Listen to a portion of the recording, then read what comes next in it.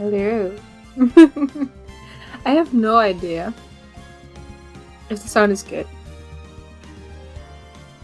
I hope it's good. I am gonna check for a bit though, because I would hate for my voice to be filtered out in a way that I don't know if you can hear me correctly. Since this is a new game, I can't check it, so that's why I'm checking it right now in the beginning of the stream. But welcome everyone. Let's see.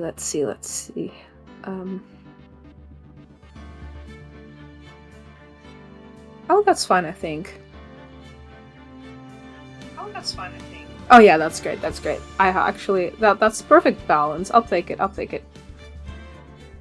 For now, that means I am gonna go back to Stream Manager. And I'm gonna give it a few more minutes for people to join in if they want to. And if they don't, then we won't. Fun fact about today, I actually didn't take a temp painkiller and I didn't fully die immediately. Which is good. I blame the heat for this. Being sweaty and all works, I guess, by not immediately feeling terrible. It really did help with the joints that they weren't as painful as usual, but still wasn't great to go a day without painkillers. But we're surviving. I am gonna take off these bracelets. Purely for the fact that during gaming these can get quite annoying. But while I put these away, I will tell you that my day went great. I'm still recovering from the Timbal Sakura makeup photo shoot. It was so worth it though. A photographer keeps getting delayed by the weather because it's so hot that the laptop doesn't want to work. So they literally cannot search through the pictures to send to me so I can finally share my Timbal Sakura makeup pictures or pick out any of the pictures that I like. Which is funny. Oh. So having said that, I am gonna start the game. I already looked around a bit with the... how to put it? I already looked around a bit with the settings, so I could start immediately, technically speaking. I'm gonna wait one more minute for maybe some latecomers to hop in, and if that doesn't happen, I'm just gonna start. These are my first impressions of the game, by the way. I do not allow any backseat gaming or spoiling, because the thing so far that has been saving me in this game is purely for the fact I have not been spoiled at all about what's going to happen in these games. So I am going in completely blind, knowing nothing about this game besides the fact that I'm gonna be a lawyer. And okay, the gallery does contain spoilers, so I'm not gonna look into that until I have completed the game, because I got like the complete trilogy, which is which includes the art book, CD of like the music that they use, which is really nice. I do really like that. And we have hit the 5-minute mark, which means I'm gonna start up the game. I've chatted for enough. I can choose for either play this game or episode selection. And we're gonna start, I believe, with... yeah, we're gonna start with Ace Attorney, the first one. And what is the episode selection? No, I will not do this. I will play the game.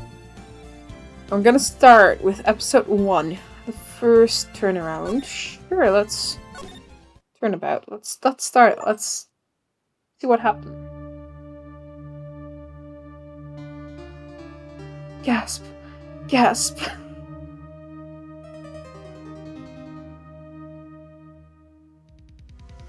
A murder.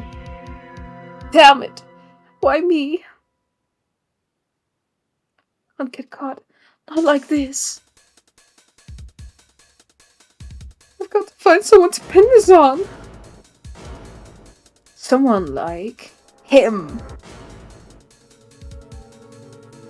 I'll make it look like he did it.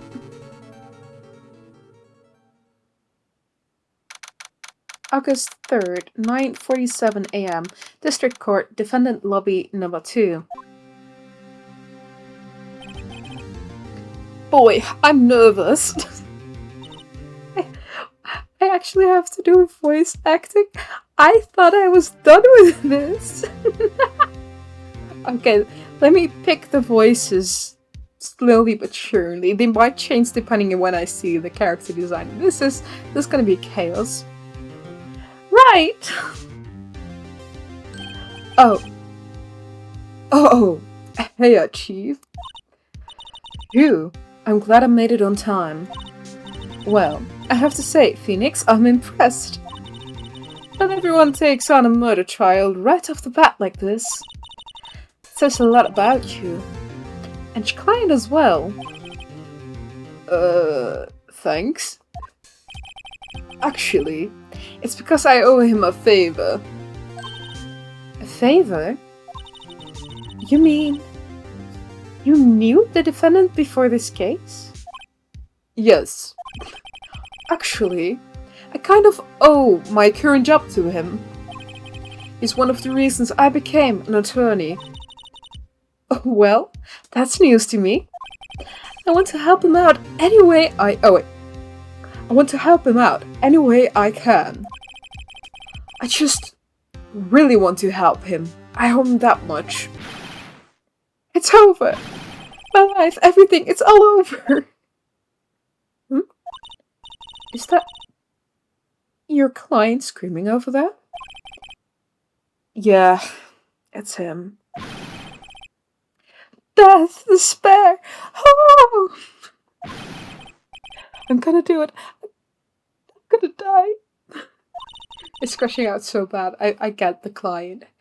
Sounds like he wants to die. Yeah.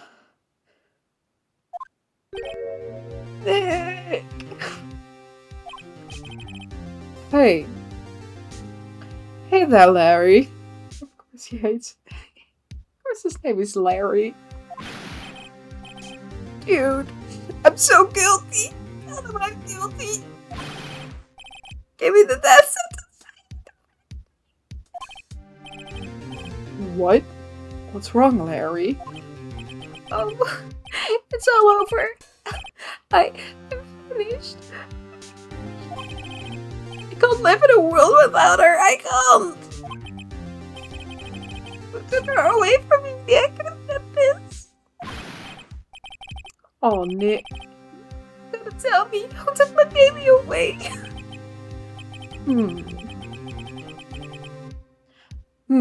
The person responsible for your girlfriend's death. Newspapers say it was you. That's what we gotta find out.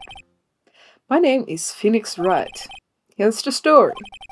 The first case is a fairly simple one. A young woman was killed in her apartment. The guy they arrested was the unlucky sap dating... Oh, the guy they arrested was the unlucky sap dating her. Larry Butts. My best friend since grade school. School had a saying, when something smells, it's usually the butts. In the 23 years I've known him, it's usually been true. He has a knack for getting himself in trouble. One thing I can say though, it's usually not his fault, he just has terrible luck. But I know better than anyone that he's a good guy at heart. That, and I owe him one, which is why I took the case, to clear his name. And that's just what I'm going to do. Perfect. August 3rd, 10 a.m. District Court, Courtroom Number 2.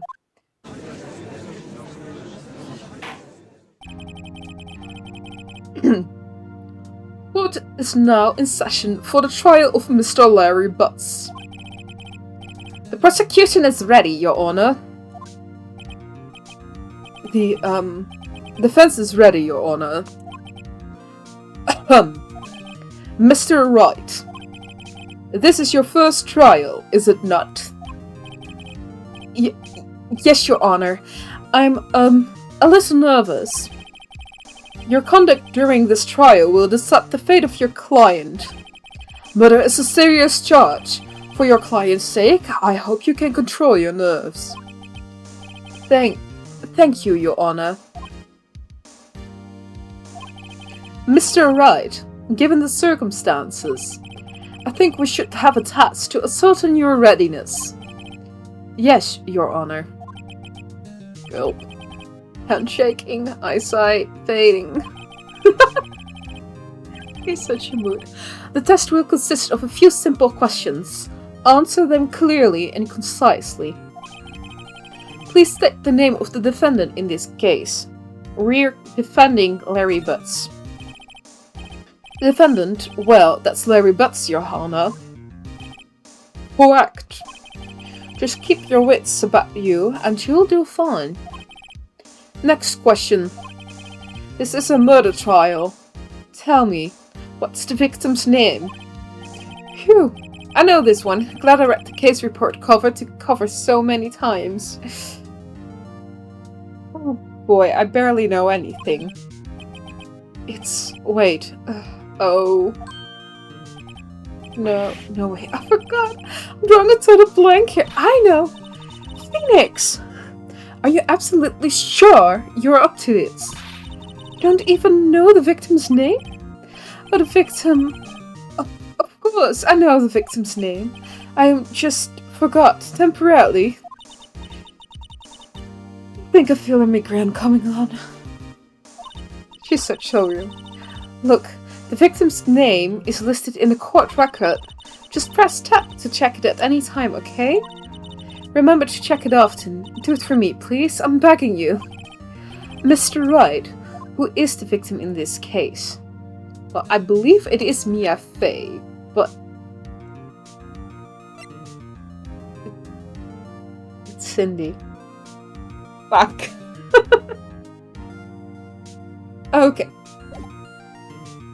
So it's Cindy Stone, I believe.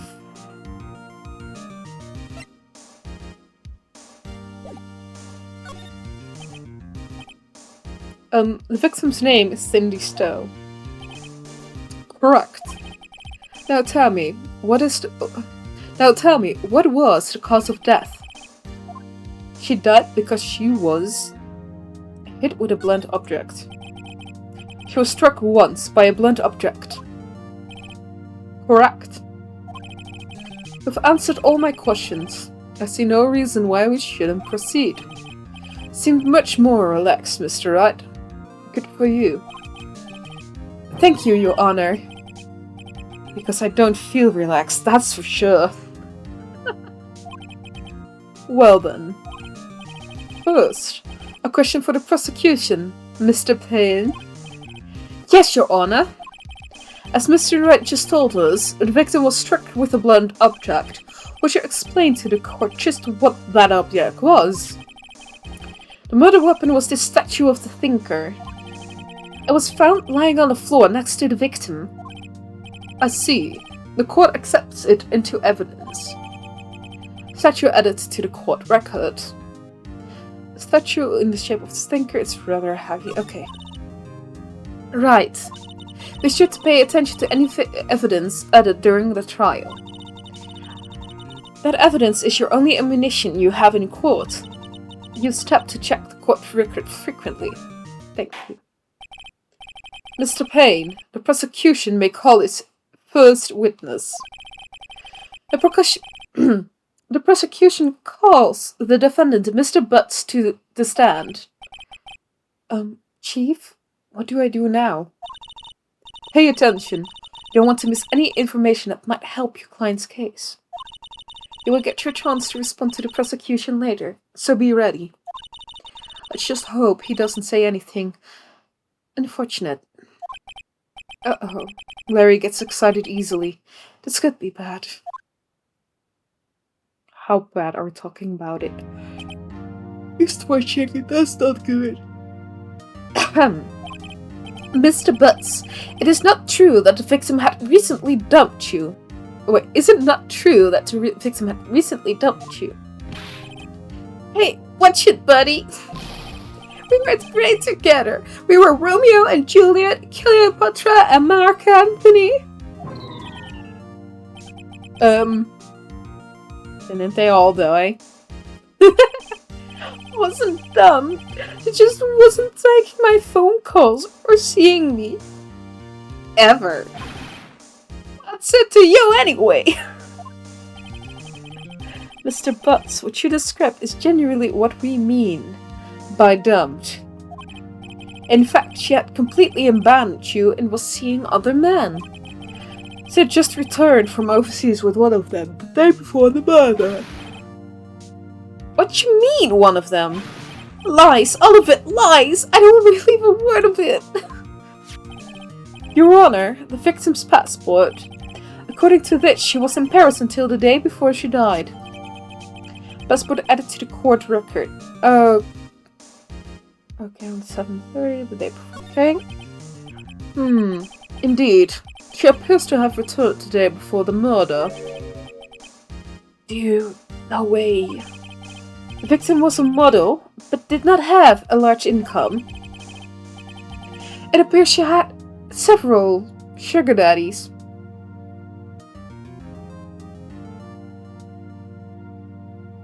I feel bad for Larry. Daddies?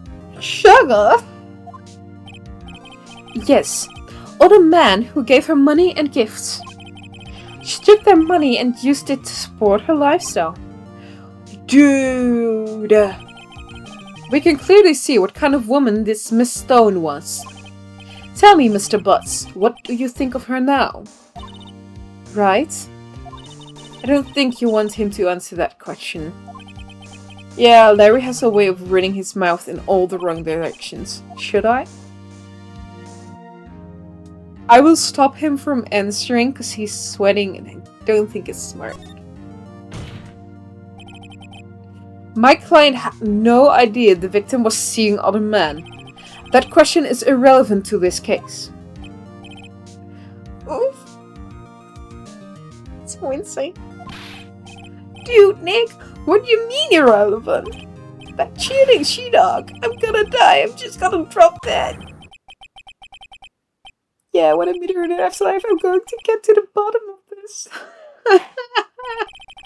Let's continue with the trials, shall we? I believe the accused motive is clear to everyone. Yes, quite. Oh boy, this is not looking good.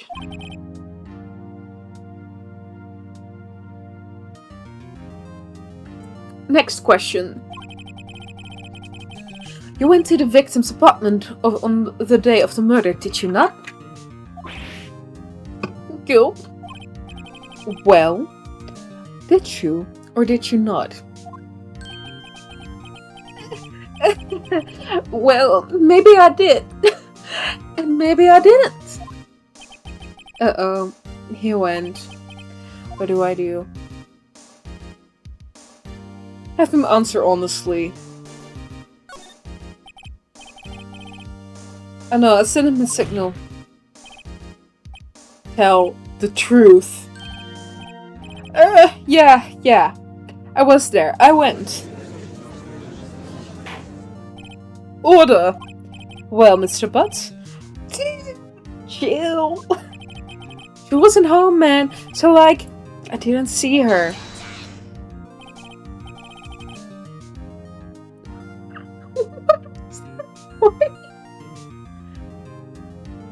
Your Honor! The defendant is lying. Lying? The prosecution would like to call a witness who can prove Mr. Butts is lying. Well, that simplifies matters.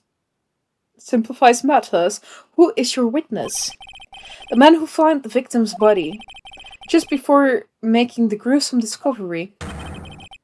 He saw the defendant fleeing from the scene of the crime.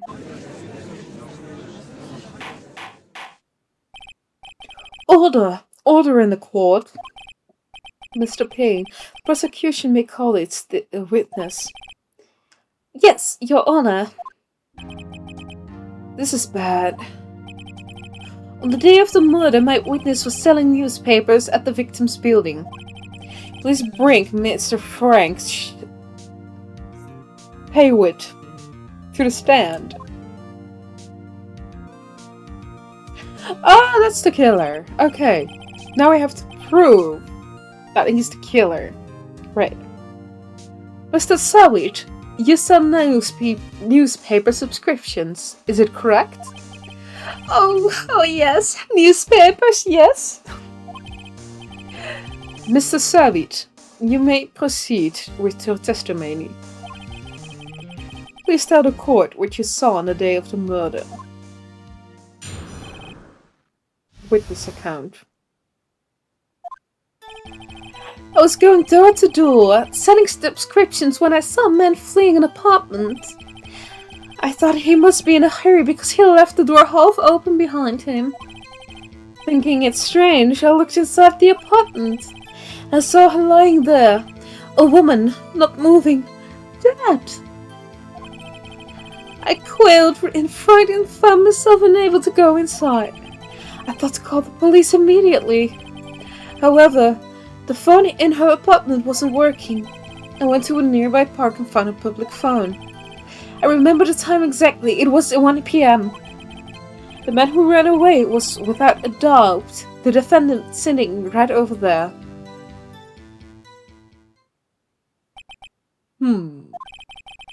Mary, why didn't you tell the truth? I can't defend you against a testimony like that. Incidentally, why wasn't the phone in the victim's apartment working?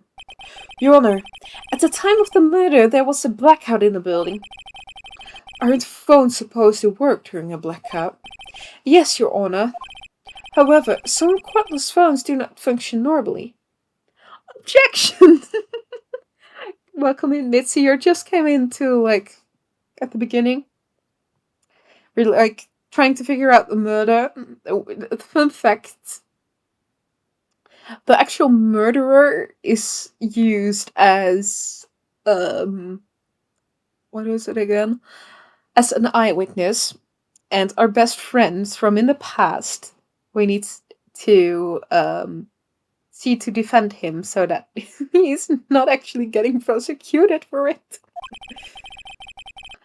The phone that Mr. Sawit used was one of those.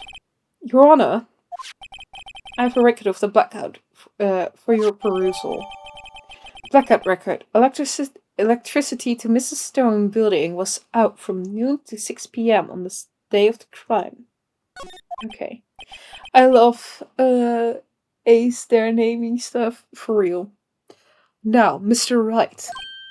Yes, yes, Your Honor. You may begin your cross-examination. Cross-examination? Your Honor? Alright, Wright. This is it. The real deal. I love getting into these characters. I love voice acting. Just too many male characters.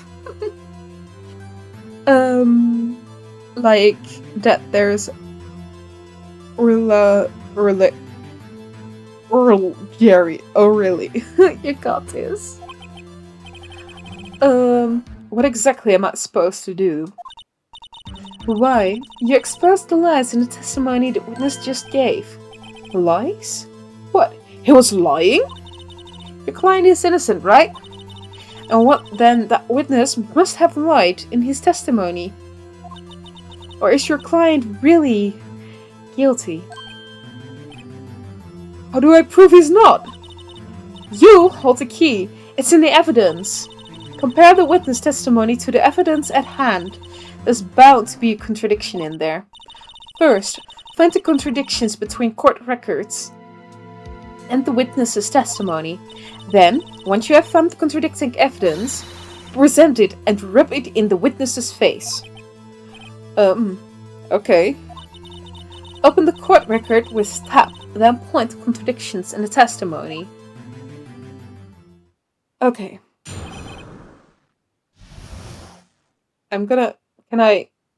Okay, witness account. I was going door to door selling subscriptions when I saw a man fleeing the apartment.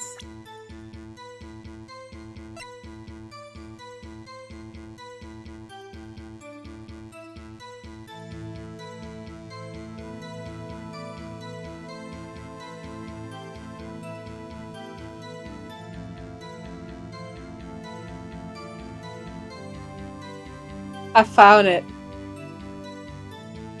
The witness said that it happened at 1 p.m. At least. Her death. However, the court case says she died around 4 to 5 p.m.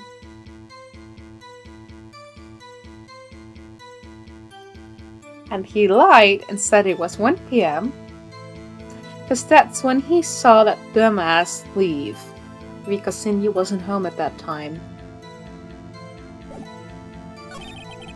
I thought she must be in a hurry because she left the door.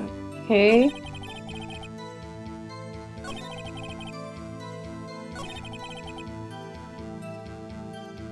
Okay.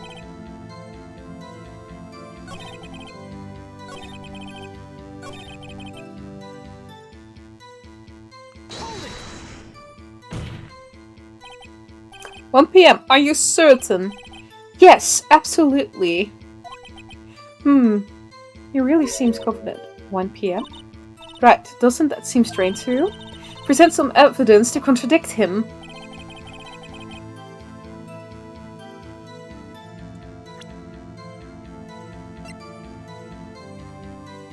Objection!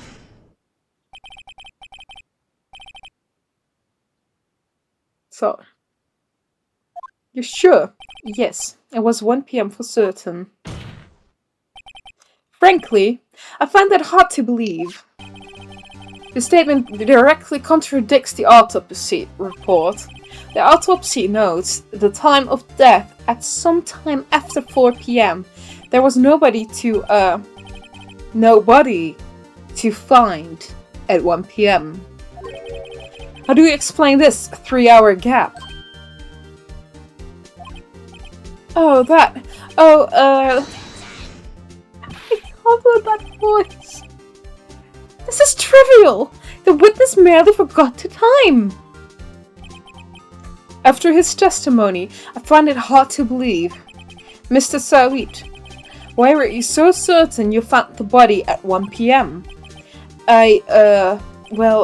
Gee, that's a really good question. Great job, Wright. Way to put him on the spot.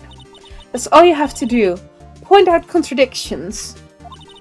Lies always beget more lies. See through one and their whole story falls apart. Wait, I remember now. Would you care to give your testimony again? Time of discovery. What are you gonna say? You see, when I found the body, I heard the time. There was a voice saying the time. It was probably coming from the television.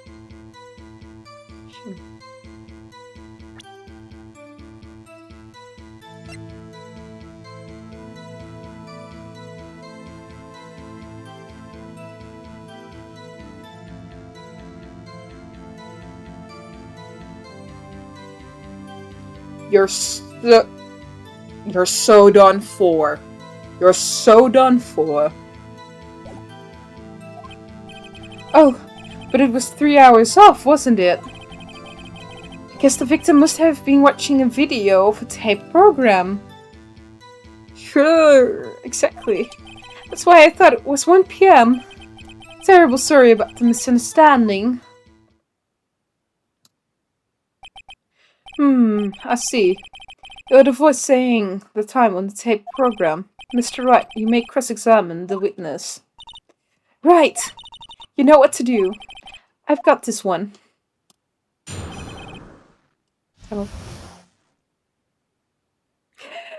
Television.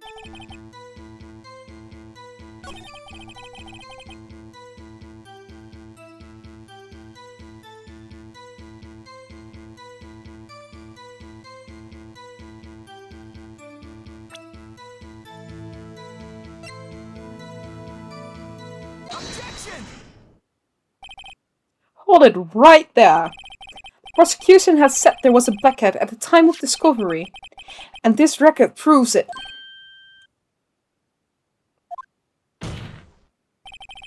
You couldn't have heard a television or a video. Get his ass for real. Defense has a point. Do you have an explanation for this, Mr. Savit? No, I find it quite puzzling myself, quite. Wait, I remember now, Mr. Savit. The court would prefer to hear an accurate testimony from the very beginning. This constant correction are harming your credibility. That, and you seem rather distraught. My apologies, Your Honor. It must have been the shock of finding the body. But you just heard 10 minutes ago Payne said there was a power outage. His own liar. Exactly. Very well, Mr. Savit. Let's hear your testimony once more, please. Hearing the time. Actually, I didn't hear the time. I saw it. There was a table clock in the apartment. There was a table clock in the apartment, wasn't there? Yeah, the murder weapon. The killer used it to hit the victim. That must have been what I saw. You saw a clock? I guess that would explain it. Defense may cross-examine the witness. Gladly.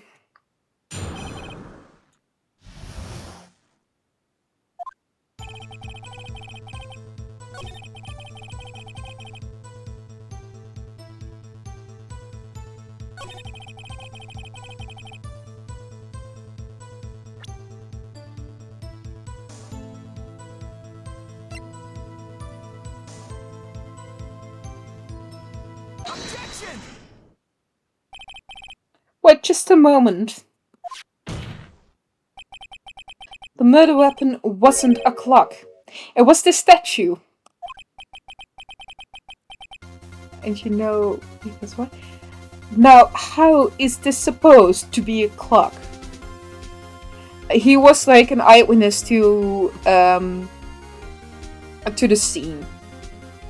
How can you be so obvious? What? You with your objections and your evidence? Just who do you think you are? Just answer the question, Mr. Savit. Hey, I saw it there, okay? That's a clock. Your Honor, if I may. Yes, Mr. Payne. As the witness stated, this statue is indeed a clock. The neck is a switch you just tilted and it says the time out loud. As it doesn't look like a clock, I submitted it as a statue. My apologies. I see. So the murder weapon was a table clock after all. Well, Mr. Wright, it appears that the witness testimony was correct. This is a clock. Do you have any problems with this testimony now? I don't. I guess not. There was a clock on the scene, so no problem. Right, are you out of your mind? That clock doesn't look like... Oh, okay. He said it himself, he never entered. Hey, you're right. Yes, I do. Okay, so the game's helping me when I fuck up. The only way he could have known the weapon was a clock is to hold it in his hand. Yet the witness testified that he never entered the compartment. Clearly a contradiction. Indeed. The witness knew it was a clock because he went into the apartment. You're lying! You were inside the apartment on the day of the murder. Oh yeah? Prove it. Prove I went in there. I will do better than that. I can prove you were the one who killed Phoenix. Maybe not get ahead of yourself. I don't think I can do this. You struck her with the clock and the shock of the blow triggered the clock's voice. That was the sound you heard. Order in the court. Intriguing. Please continue, Mr. Wright. Damn. Yes, Your Honor. Mr. Savid, the Sultans have left quite an impression on you. Understandable, since the murder weapon spoke just as you hit the victim. That voice burned into your mind. That's why you were so certain about the time. What's the meaning of this? This is all baseless conjecture. Baseless? Just look at the witness's face. Would the witness care to elaborate? Did you strike the victim with the clock? That day, I never, look, the clock, I don't know, I mean, I saw, shut up!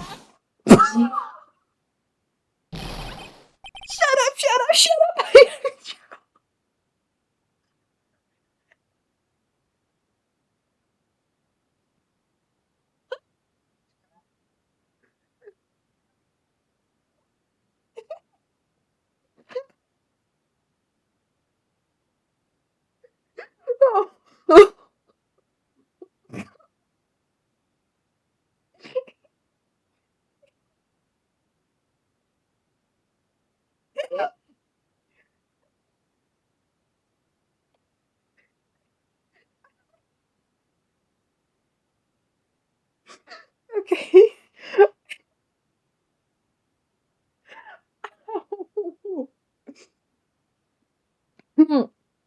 That took me off guard to suddenly see him throw his hair.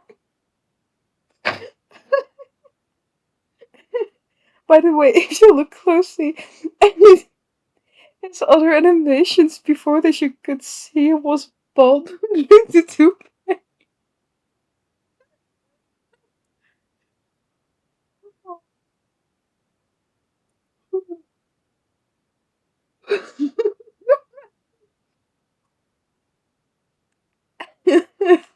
Okay, this is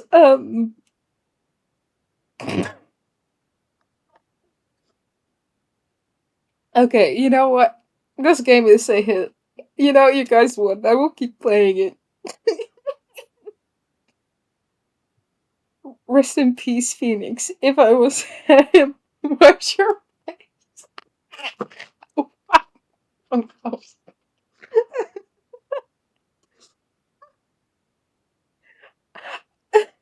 I'm not even sure how I reacted to it. My face was just. It happened so quickly. I did not expect this. Oh my god.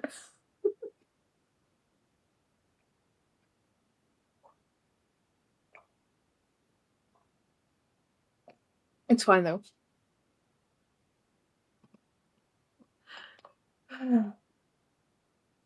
Okay, I calmed my laughter. This just really took me off guard. Please bear with me. It was him, I tell you, I saw him. He killed her and he burn, give him death. Order in the court, I say. Your Honor, a moment, please. There isn't a shred of evidence supporting the defense's claims. Mr. Wright, Your Honor, you claim the sound of the witness heard came from the clock. Do you have any evidence? The whole case is riding on this. I'd better think it through carefully. Your Honor, what Mr. Savid heard was definitely this clock. In fact, which is clear if you simply...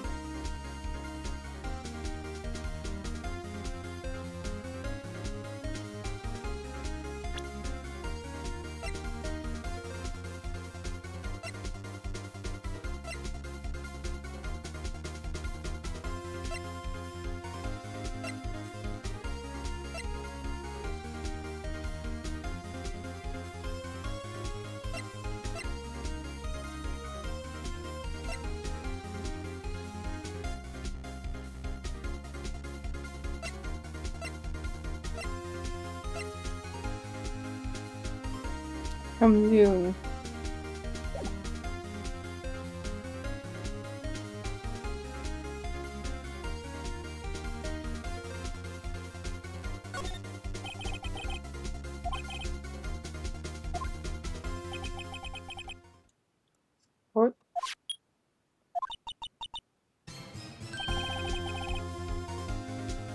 That certainly is a strange way to announce the time.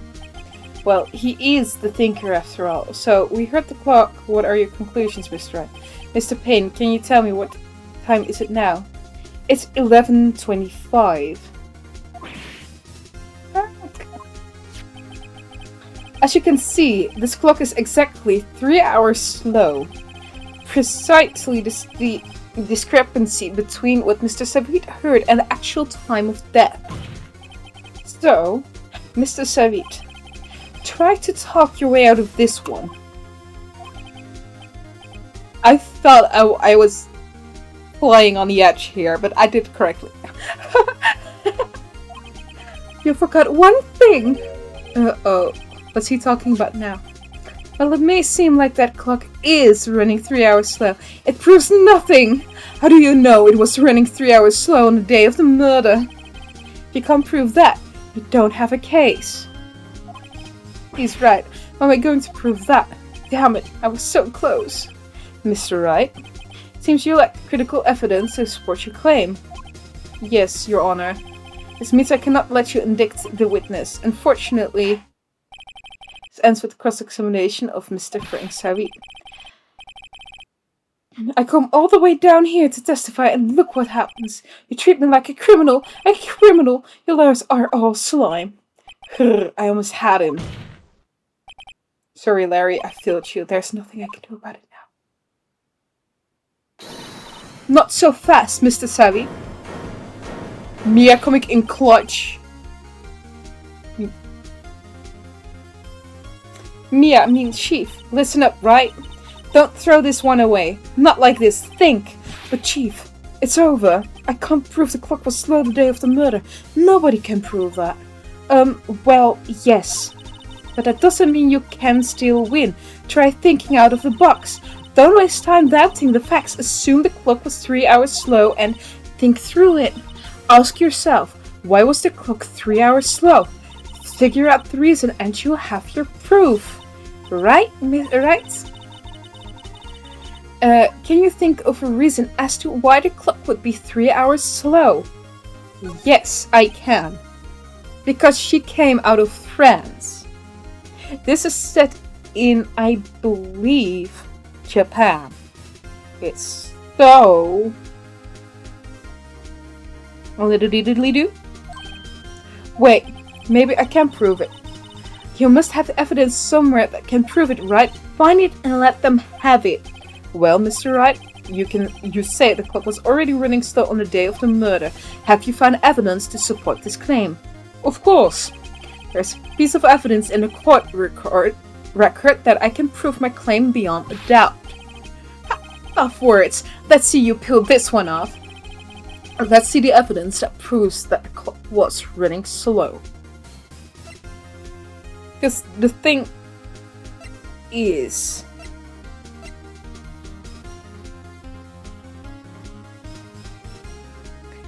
Because it's not the blackout. Because it works on batteries. So the blackout cannot work here. Besides, we have already used all of these. So I believe this is the only one we can use right now. You're done for. The victim had just returned home from abroad the day before the murder. As we all know, the time difference between here and Paris is 9 hours. When it's 4 PM here, it is 1 AM the next day there. The clock wasn't 3 hours slow, it was 9 hours fast. The victim hadn't reset her clock since returning home. That's why the time you heard when you struck her death in her apartment was wrong. Proof enough for you, Mr. Savid? Or should I say, Mr. Did It?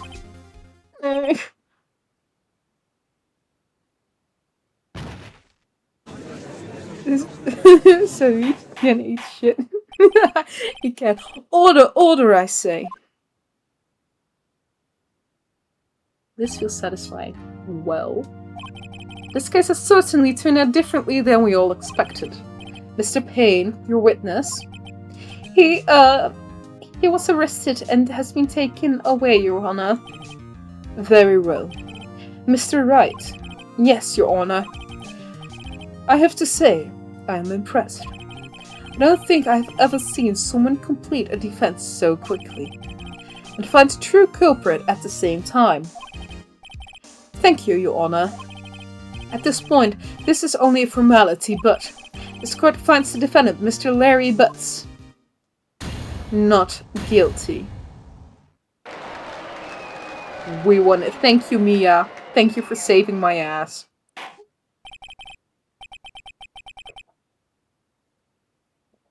And with that, this court is adjourned. We won. It turns out that Frank Sawit was a common burglar.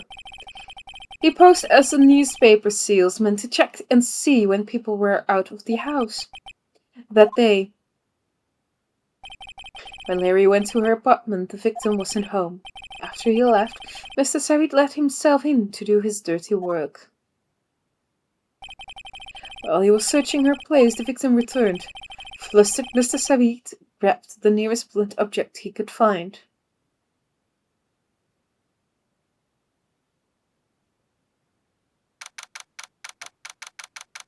August 3rd, 2:32 p.m. District Court, Defendant Lobby Number 2. Phew, I still can't believe we won. Right, good job in there. Congratulations. Thanks, Chief. I would all to you. Not at all. Not at all. You fought your own battles in there.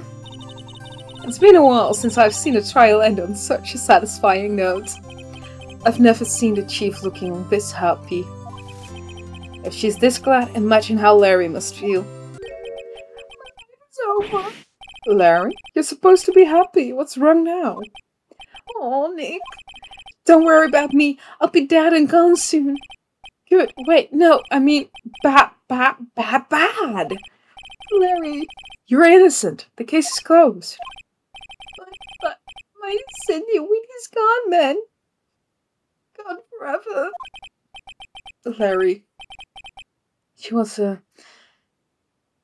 Never mind. Congratulations, Harry. It's Larry, Mia. Harry? Yes, you. I can practically see the headlines now.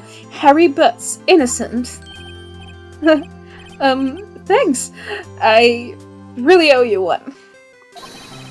But I won't forget this ever. Let's celebrate. Dinner, movie, my treat.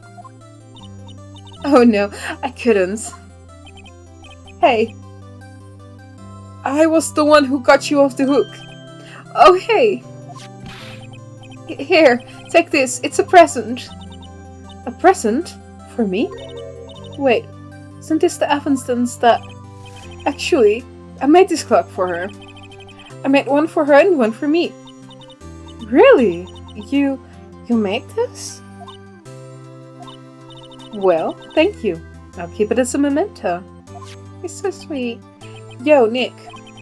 Can you believe it? I was so into that chick. And I was just playing me for a fool. Don't that make you want to just cry? Sob. Larry. Are you so sure? Excuse me? I think she thought quite a lot of you in her own way. Nah, you don't gotta sympathize with me, okay? It's okay. I'm not just sympathizing, really. Isn't that right? Don't you have something to show your friend? Something that proves how she felt about him? Huh? Oh, yeah, right. What the heck is she talking about? This was in the middle of her room. So clearly she kept thinking about him, otherwise this wouldn't have been her murder weapon.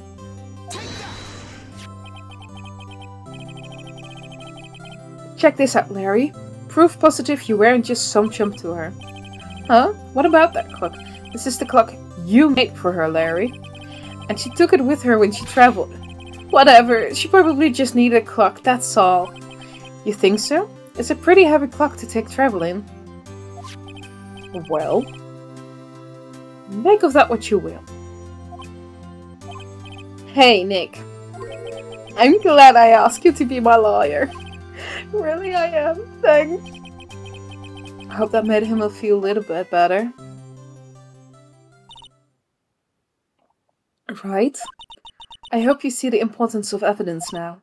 Also, hopefully you realize things change depending on how you look at them. People too. We never really know if our clients are guilty or innocent. All you can do is believe in them. And in order to believe in them, you have to believe in yourself. Right? Listen, learn, grow strong. Never let go of what you believe in. Never. Well, I think our work here is done. Shall we be off? Yeah, I guess so. Say, how about dinner?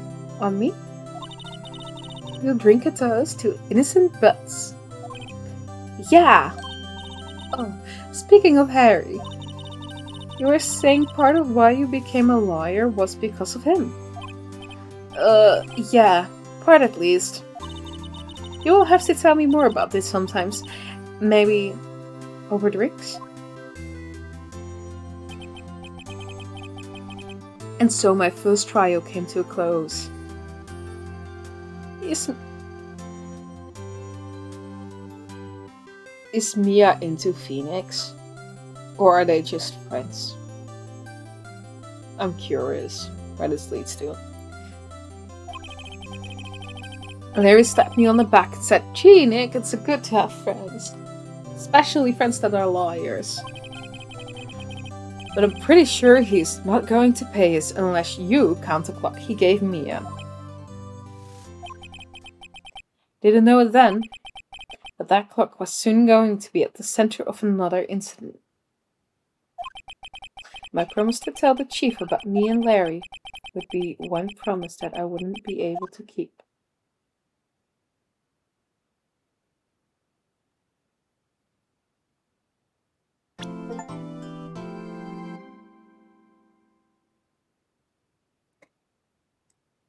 You're not gonna tell me right now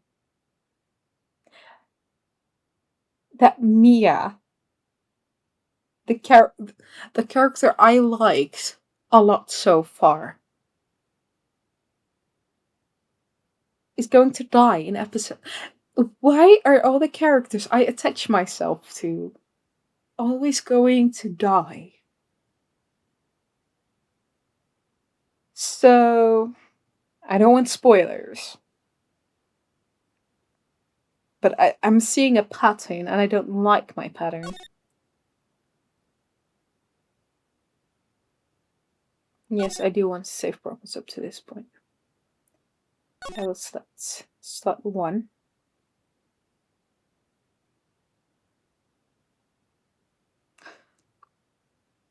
Ace Attorney fan? Wait, who's dying? Yeah, I like Ace Attorney. Basically, at the ending of episode 1, he said that he couldn't keep his promise to Mia. Because the clock that Larry gave Mia became part of another incident. So either Mia is dead, or she is seen as a possible murderer. I don't know which one is which.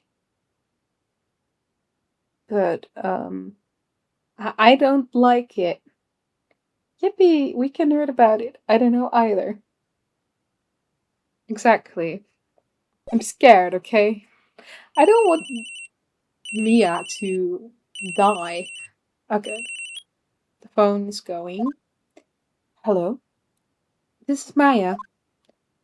Hey Maya, it's me. Yeah, what's up? You haven't called in a while. Sorry, I've been so busy. How have you been? Well, lonely. It's all your fault. Nah, I'm just teasing. I've been great. I'm finally getting used to having my own place. That's good to hear. Actually, I'm calling because I have a favor to ask.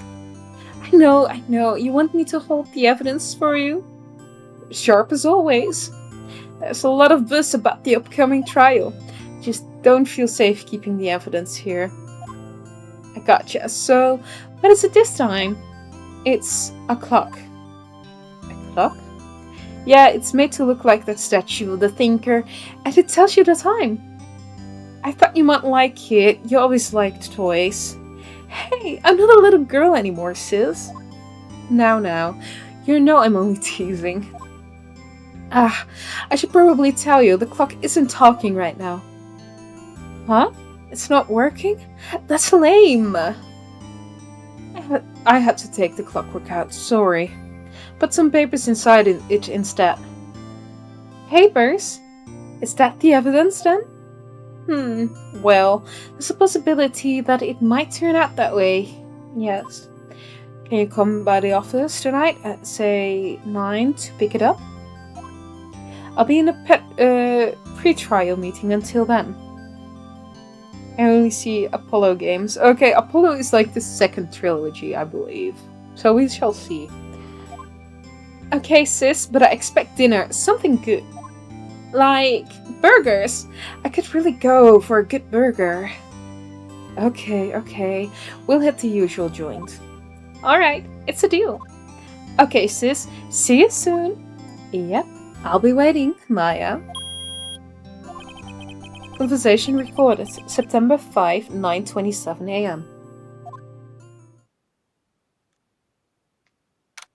September 5, 8:57 p.m. Fay & Co. Law Offices. Now, Miss Fay, I'll take what's mine. The papers. I'm sorry, but I can't give you what I don't have. Miss Fay, you are a poor liar. I see it right over there. That must be the thinker that swallowed those papers. How could you know? Oh, you are not cognivorous of my background. Gathering information is my business, you see. I should have been more careful. Oh, my dear Miss Fay, I'm so very sorry, but I'm afraid I must ask you for one more thing. Your eternal silence. Farewell, Miss Fay.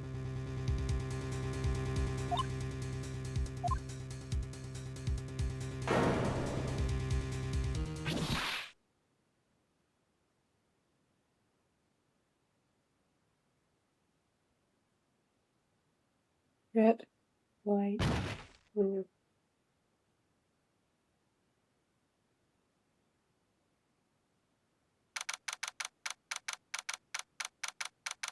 September 5, 9:08 p.m. Fay & Co. Law Offices.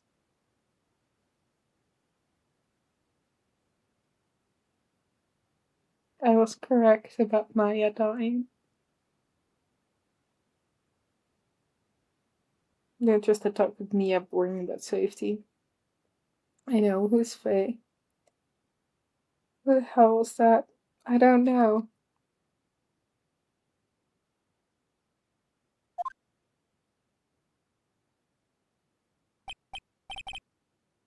Oh, I'm late. Huh? Strange. Guess the chief left without me. She said her sister was coming over, so we should all go out for dinner. What's that smell? What? Mia! Maybe she's in our office. Examine.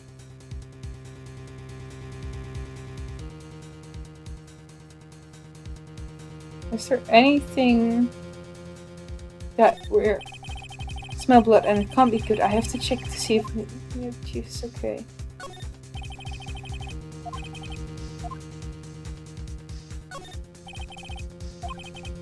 Okay, that's the only thing.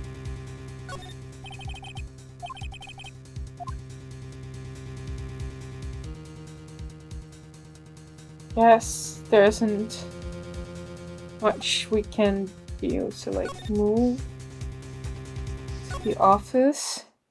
That smell. Blood! Sup? Sis? Someone's there.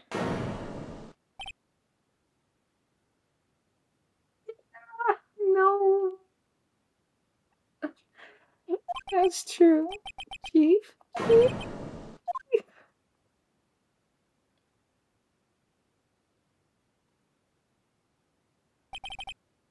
Who are you?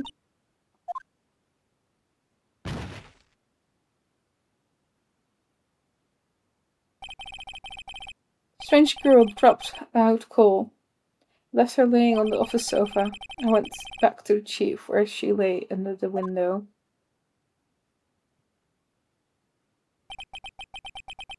Her body was still warm.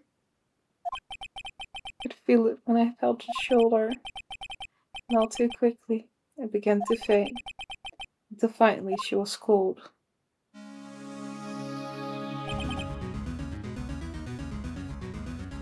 We had her for 1 episode. I know. I feel devastated. Why do all the characters I get attached to die? Why is this a pattern? We have Himmel. He died. We have Chilean. He got stabbed to death multiple times over.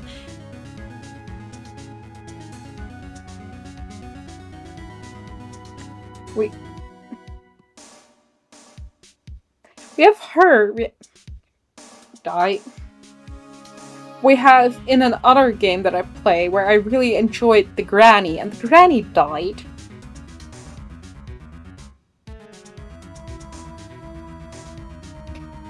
All the characters that I love are either severely traumatized or dead. Why is this a pattern? I don't like it.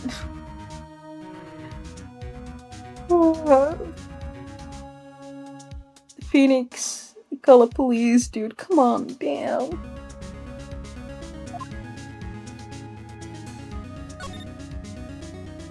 I have to get at her as much evidence as possible. Some shards of glass are scattered on the floor. They seem to be remains of glass. Nightstand. It's encrusted with red blood. How ironic that this became the murder weapon. Again. I'm aware.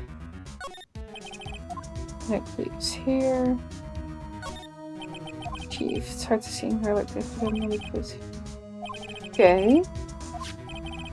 I think her like this seems to be the murder weapon. Okay. There's some glass. Must be the pieces of glass like it stands broken in the back of the room. Glass shards added to the record.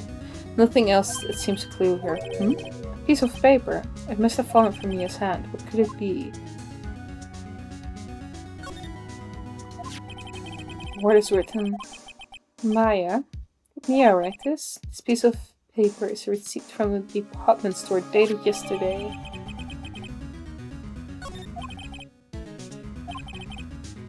Okay, yes, he's finally gonna call the police and find out what the girl is doing here.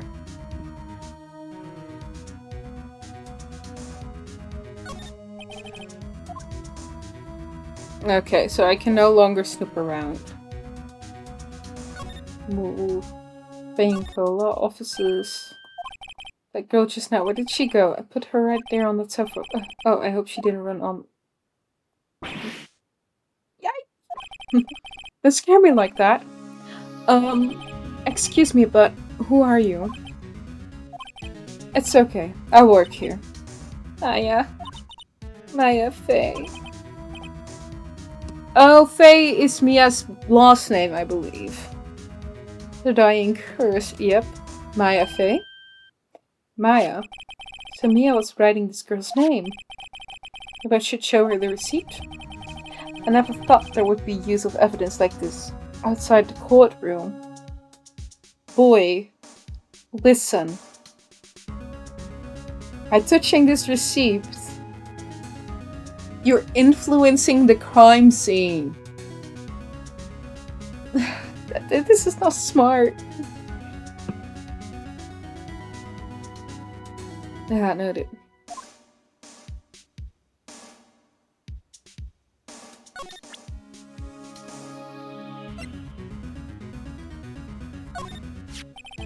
Before Mia died, she wrote a message with her own blood. She wrote it on the back of this receipt.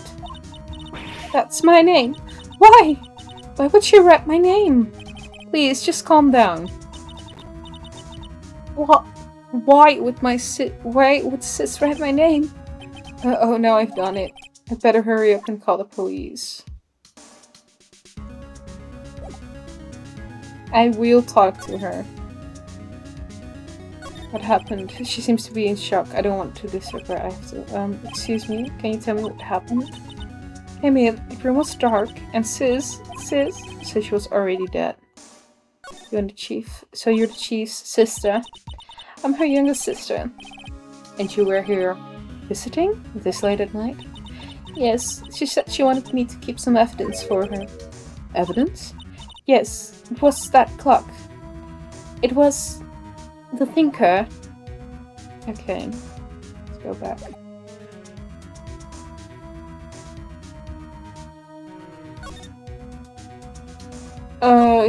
I can...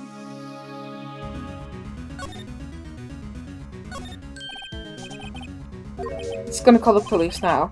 That's funny. A few of the screws on the receiver was missing. It looks like someone was halfway through taking it apart. Police, please, come quick.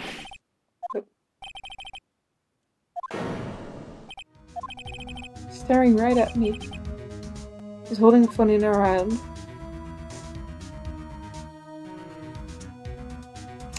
Let's move.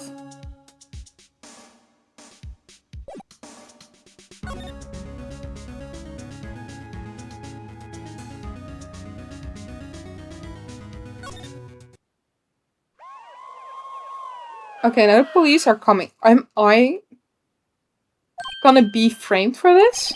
The police. Sounds like they're coming this way. Freeze, police. Alright, I'm Detective Dick Gumshoe. What an odd name. We received a report from a building across the way, see? Got a person saying they saw a murder. Must have been that woman I saw. Anyway, I don't want either of you moving 1 inch, okay? Great. Just great. Maya, wait, she wouldn't have not. Whoa. Excuse me? This word Maya here mean anything to you? That's my name. What? The victim drew this here note in her own blood, see? With her dying breath, she wrote down the killer's name. Here, I'm not... Case closed. You're coming down to precinct, man. What? No, she can't be. No, exactly. Mia's younger sister Maya was arrested on the spot. I was taken in for questioning and didn't get out until the next morning. My eyes were heavy, but I couldn't sleep. I sat around, waiting for visiting hours to begin at the detention center. I had to talk to Maya as soon as possible. September 6, 9:07 a.m. Detention center visitors room. Wow, they have poor Maya locked up like a criminal. Oh, it's you, the liar. Good morning. Good morning. She looks so tired. Poor Maya, I just wanna... You know what? Your sister may not have survived. It's a blunt object. That girl looks like she can't lift that. To be fair, the girl doesn't look like she has the strength to actually hit hard enough to actually kill someone, you know?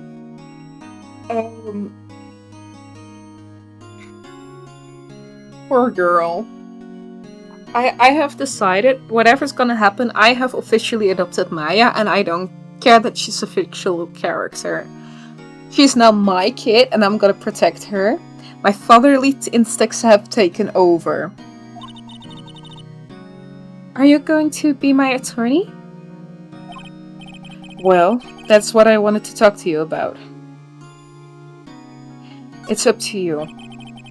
I give it to her straight. It's up to you. Up to me? Yes. I don't think this is something I should decide. After all, you're the one in trouble here.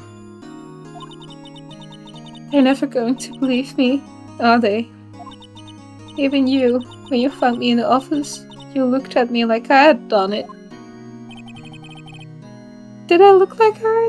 Look at her? Did I look at her like that? No. I never thought. It's okay, I understand. And I've also heard about you. Heard? Heard what about me? I was talking to my sister on the phone the other day. Let's go. Today was my junior's partner's first time in court. Wow, really? How did that go? It was quite the scene. Honestly, I was on edge the whole time. It's been a while. So, he crashed and burned? He's a genius. One of those strikes fear into the hearts of evil types. The only thing he's lacking is experience. Huh? Sounds like it was fun.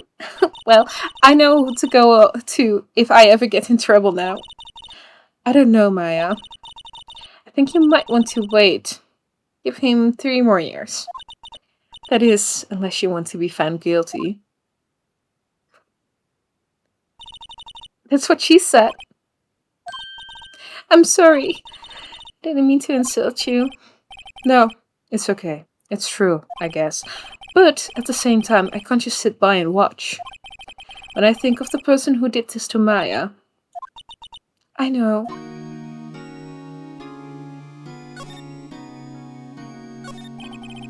There's something I've been wanting to ask you. Yes? What's with that outfit? Oh, this. This is, what all acolytes wear. It's my uniform, you could say. Acolytes? Like the people in a religious training? What is it you do? Oh, it's nothing strange, really. I'm a spirit medium. In training.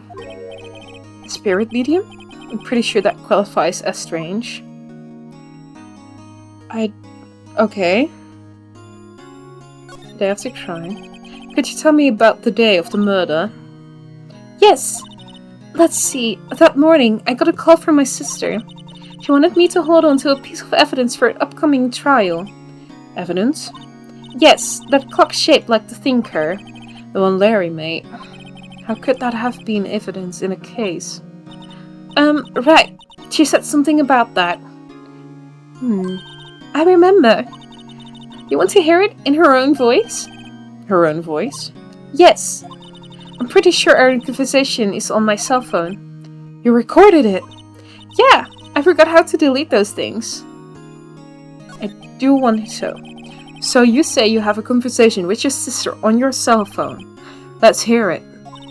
Right. Oh, I just remembered. The detective took my cell phone. Sorry. Oh, right. Of course. Next time I see the detective come through, I will ask him for it.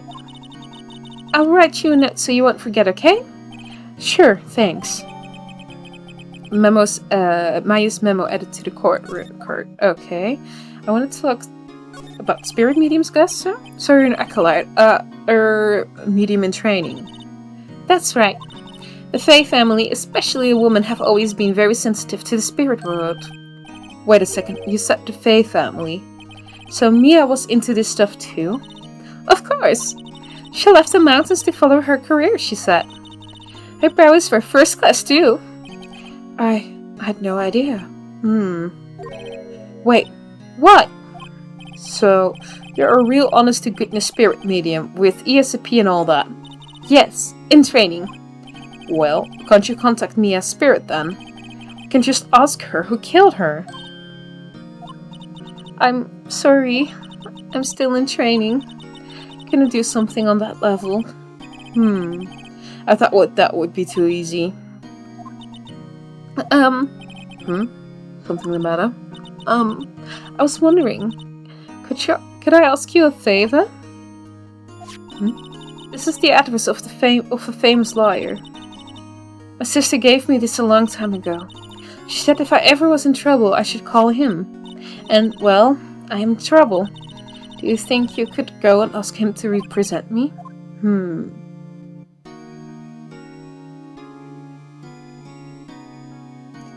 On one hand, I really want to take on this case myself, but all of her autonomy has been taken away from her.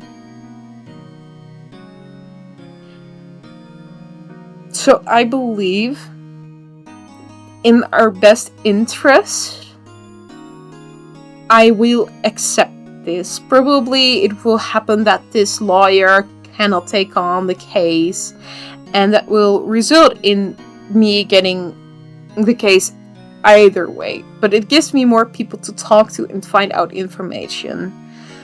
So, you know, it's all like possible, you know. Well, that's just my own opinion. I will accept, because that will make her open up. Sure, why not? I'll go ask. Thank you so much. The way she lights up from only me respecting her autonomy. She's such a sweetheart. Like, of course, I really do wanna, you know, take on this case. I have no one else to turn on to. Say, what about your parents? Say, what about your parents? I see. Don't worry, leave it to me. Thank you. The trial is tomorrow at 10 o'clock. What? Tomorrow? Tomorrow. What if this guy refuses? They told me if I don't find one, the state will pick an attorney to defend me. When will that happen? They're giving me until 4 this afternoon. My visiting hours are almost up. I better hurry. Right, I'll be back. But I do want to... Could you tell me about the day of the murder? Sorry, I know it must be hard. No, it's okay. All I've been doing the last few hours is talking about it. I've kind of gotten used to it. Let's see, that morning I got a call from my sister. She wanted me to hold on a piece of it. Okay. Okay. So then what would you do to do it? I was right around 9. The lights were off and I could smell blood. Then I found her, my sister. Thanks, Maya. That's all I need to hear for now. Okay, so... what can I examine? Like... camera? Smile for the camera?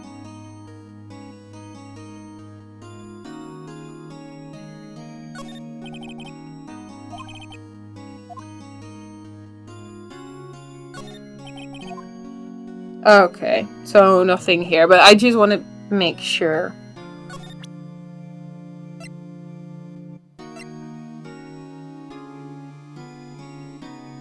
I will try and present it here.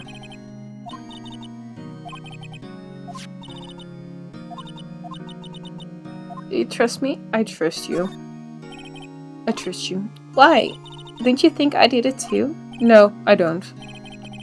It is just a hunch, but the detective thinks I did it. Okay, so she has no idea. Okay. For now, I'm gonna move. Because I've tried everything else. I will move quickly to Grossbeck Law Offices to try and get her the lawyer. September 6th, Grossbeck Law Offices. According to the receptionist, the big boss is out. She couldn't say when he'd get back. Must be hard to keep track of everything when you're a family lawyer. Not to mention run an office like this. I guess I'll just have to come back later. Okay. I will go immediately back to the detention center to tell her. Hey, what is it? Did you meet a lawyer? Sorry, I haven't seen him yet. I see. I better go see if I can find... No.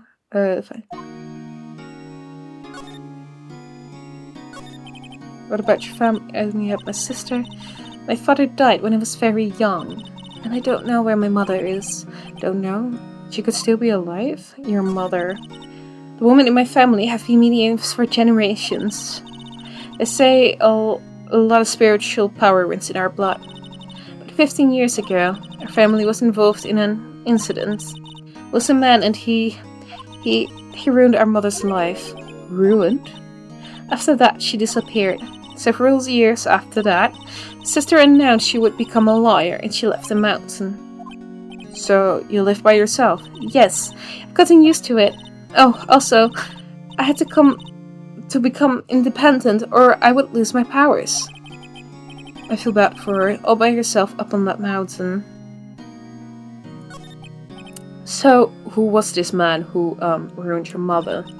But 15 years ago, it was an unusual murder case. It made quite a stir. Everyone was talking about it, apparently.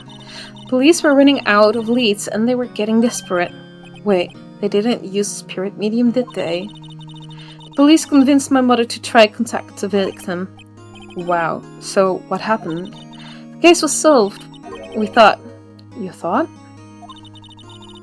The man my mother helped the police capture was innocent. Police consultation with the medium had all been carried out in secret, of course. But a man found out about it and leaked it to the press. It told the papers that my mother was a fraud, and that the media jumped on it big time. My mother, became a laughingstock of the nation. I see. White. Excuse me, White. That was my name. That's his name. My sister told me. White?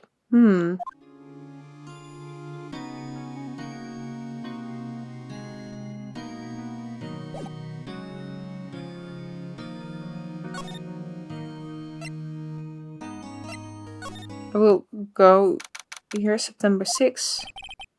The office filled with police officers. They're all busy searching. Hey, you there! This is crime scene. Paul, no trespassing. Sorry, don't I know you from somewhere? Wait, you're that Butts guy, aren't you? No. Phoenix Wright. How could anyone mistake me for Larry? I guess I got the wrong name, Mr. Wright. Sorry about that. The Butts guy, he was a killer, and you're no killer, right? He was proven innocent.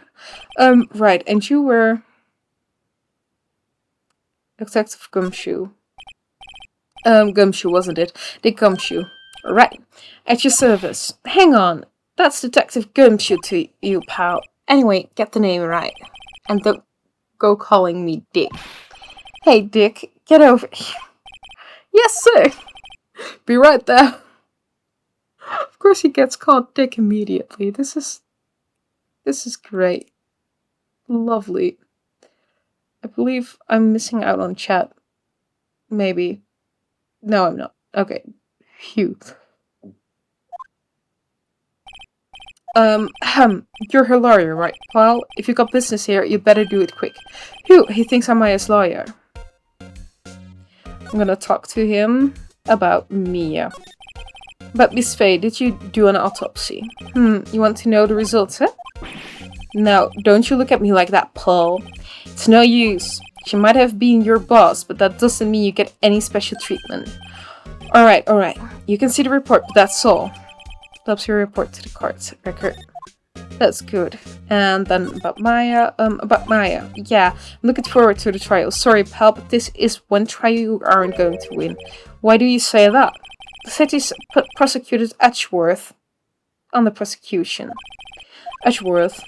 I'm sure you know what that means, you being a lawyer and all. Edgeworth. Prosecutor Edgeworth. That's right, pal, Mr. Miles Edgeworth himself. Wait, you don't know him, do you?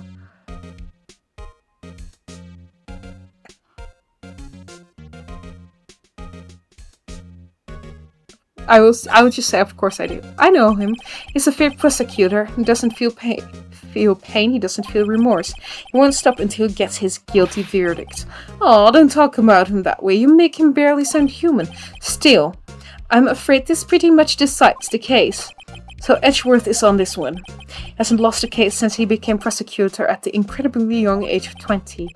Of course, there are rumors of back alley deals and forged evidence. All I know for sure is that Edgeworth hates crime with an almost abnormal passion. I never imagined I'd be facing him so soon. Okay. So basically what you're telling me is that we're cooked. I am also gonna put the lights on, because I'm seeing that I'm kind of getting light-faced. There we go.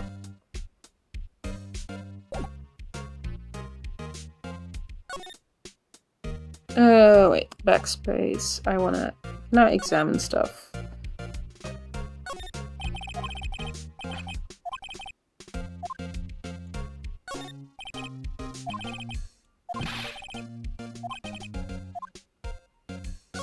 and just...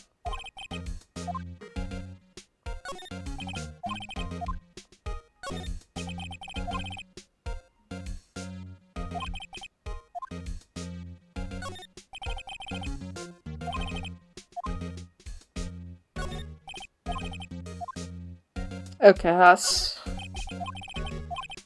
I believe that's all. Okay.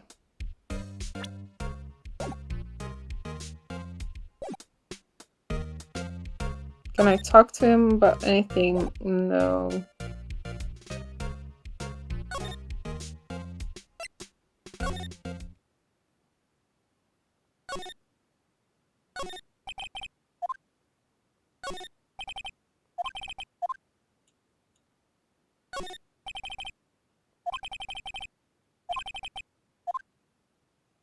Okay.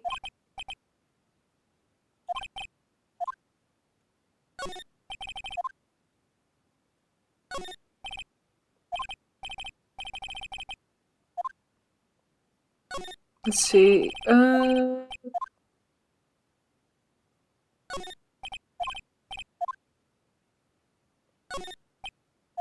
Okay. The only thing we can do is go back to Maya.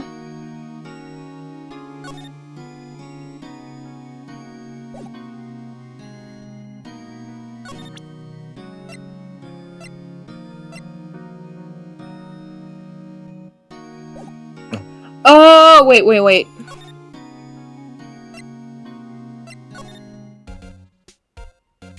What if we were to present this? Oh, that. I have that. Do you think you could give it back? Sure. I mean, wait a second, pal. Tricky lawyer. Uh-oh, he's on to me. Tell him straight. Tell him why I want it. There's no matter. Oh no, it's just, you know, detective. Nope. No, nothing, pal. That cell phone has a lot of numbers on it, like her boyfriend's. A cell phone holds all the girls. You're trying to confuse me. Sorry, pal. I already checked all the numbers in the memory. Impressive. You're quite the detective. Oh, here, you can have the phone back. There weren't any suspicious call records in there after all. Seems he didn't notice the recorded conversation.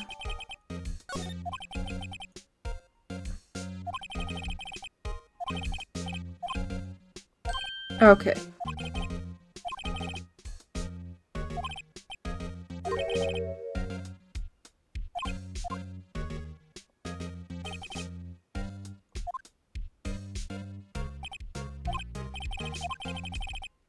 Oh, I'm sorry about this, but I can't tell you anything about her. Well, you just told me her name, Miss May, huh? So you've sent her home already then? You're trying to lure your tricks on me now. She's not going outside her room until the trial, but she's still in the hotel across the way. Guess I should know better than try to get a detective to leak information. He just did. You got that right, pal. Time to pay a visit to Miss May.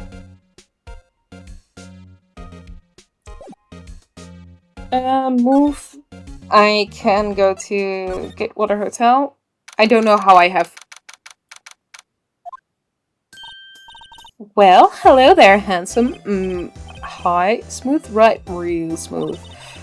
You're the liar, aren't you? The detective told me. He said, don't say nothing to that liar, pal. Teehee. Man went to the self. Thank Detective Gumshoe for making my job harder. Gee, this is all like something out of a movie. It's all so exciting. Can hardly contain myself. Oh, back. Oh, let me go freshen up so I can look at part of the beautiful eyewitnesses. Goodness, I pity the lawyer that has to cross-examine this one. That's very suspicious. Hey, what are you doing? No touching. Oh, that boy. You really shouldn't pry around all this in people's rooms now. You wouldn't want to make me upset, would you? Upset? I thought she was going to explode for a second there. I wonder what could be inside the drawer. Do you think you could tell me something? I need you to describe what you observed at the time of the incident. Oh, observe incident? You sound just like a liar in the movies. What is with her cat face and her hands? I have no idea. I wish I knew. I'm like a man with a big vocabulary. Wait. Better not encourage her. You know that thing that happened the other day, the bad thing? Did you just see what had happened? I don't suppose you could tell me about it. Pretty please? Let me see. Well, dream on. If you want to know, you will just have to come to court tomorrow, Mr. Liar. Oh boy. Could you just... Who exactly are you? Oh, Spy, are you hitting on me?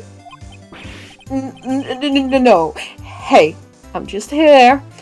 Doing my job here. See? You know, you're cute when you blush. Believe me, this is the first time in my life I've blushed this much. Right. Can you just tell me what it is you do? Well, no, see, and you had your little hopes up, didn't you? Oh boy, this room. I see there are 2 glasses on the table. Is someone staying here with you? Oh, what an amazing powers of observation.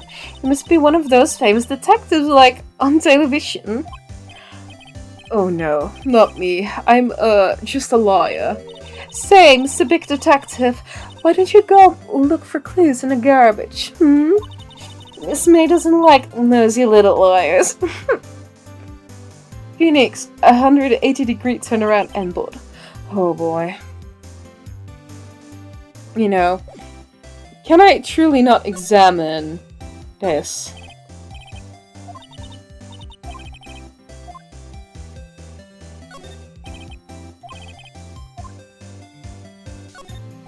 I'm like...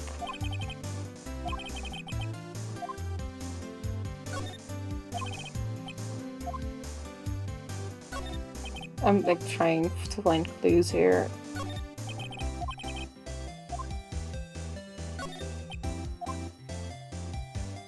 Okay, I will move. No, I can I truly not? Seems like. Haha. So you're the one that has been looking for me.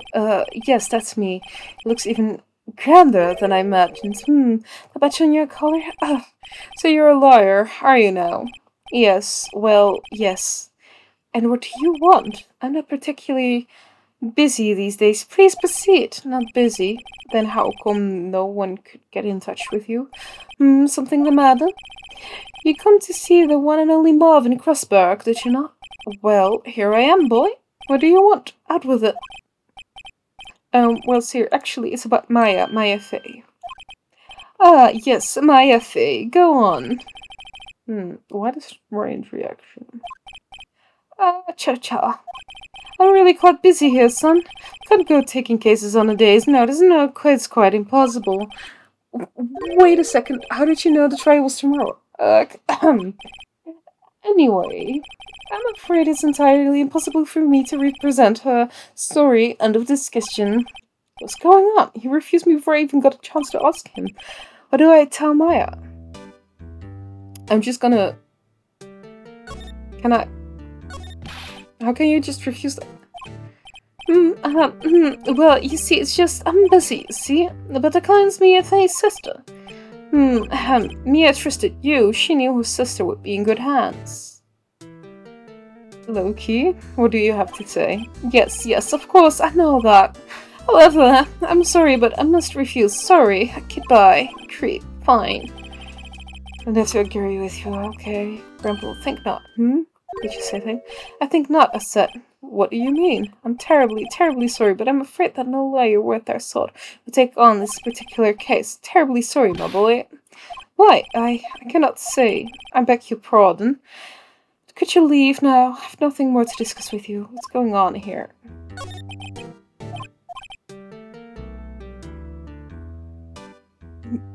She worked there. Mission.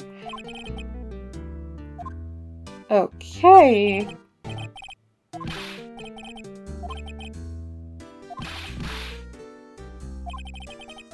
I'm not gonna voice this all. Okay, you know what? Let's just go back to Maya. And tell her I'm gonna be her lawyer. Just barely in time. Hiya. Oh, you're back. Did you find the lawyer? Well, what do I tell her? Well, see, just be honest. I really don't think you should use that guy. He didn't seem healthy. He was all skin and bones. What really happened? Don't mean he refused to help? Or... See, I've been a man then. Just a little longer now before the state-appointed lawyer comes, I guess.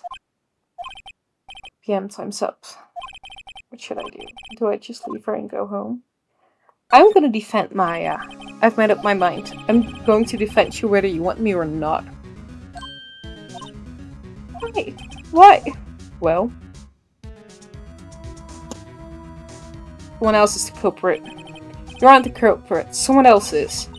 How do you know? I have a hunch.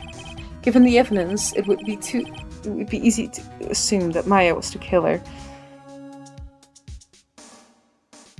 It's clearly not Maya. We know this much. Even with like the evidence, it's like it's all pointing towards, you know,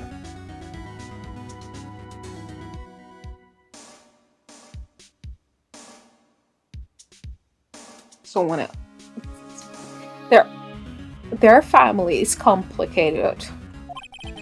There's something about this whole thing that smells fishy. It was a strange behavior, I will give him that. I wonder who the prosecutor is. It was Edgar. So we got like a top class lawyer. So they're upping the stakes here immediately. Ugh. Edgar, yes. Nothing more sad or more lonely than that. Edgeworth.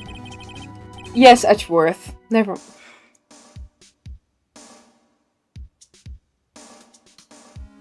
Yes, it's Edgeworth.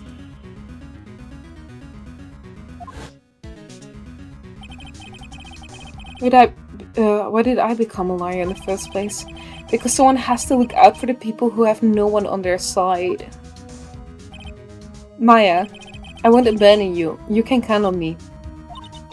That's so kind of you.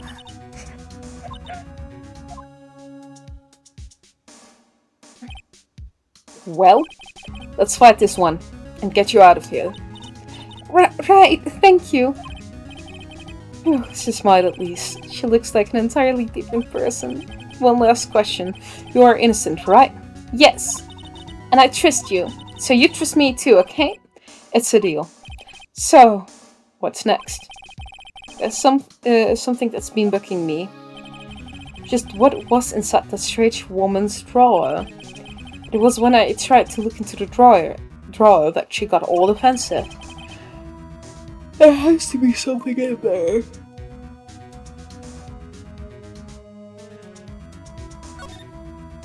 Okay, I already exhausted all of my options. Can I... Good afternoon, sir. Excuse me, you are? Ah, I beg your pardon, sir. I'm the bellboy of this establishment. At your service, sir. Oh, right. I've just come up to deliver room service, sir. Do you know Miss May might be? I believe you're our guest, Miss May, currently using the facilities. If you have no need of anything, I will be taking my leave. Please stay as long as you like. Enjoy. Yeah. Oh, sure. Backspace. Wait, no, hey. Why does it seem like every time I come up here, I'm embarrassing myself? Wait, now's my chance to snoop around a bit. I almost forgot. Came back quick. But I ask you to inform Miss May that there is a message for her. Please tell her that Mr. White of Blue Corp phone.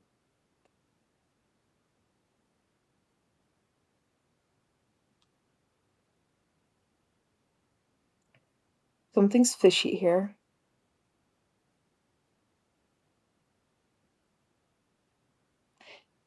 Something's fishy. And I'm gonna find out what it is. Because Maya, your girl Mia didn't survive. But I will make sure you're gonna survive. Not just any of these guys, that's surreal. Oh, not sure.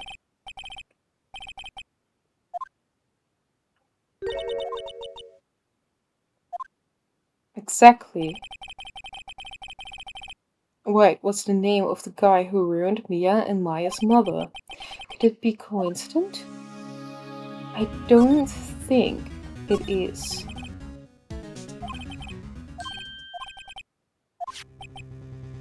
A wiretap?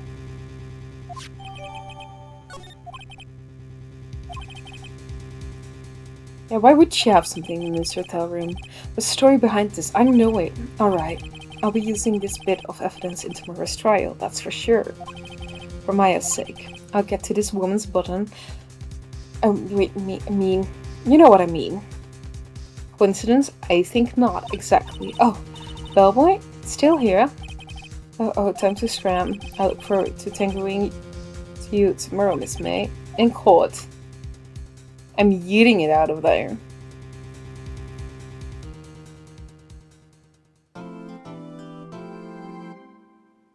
Yes.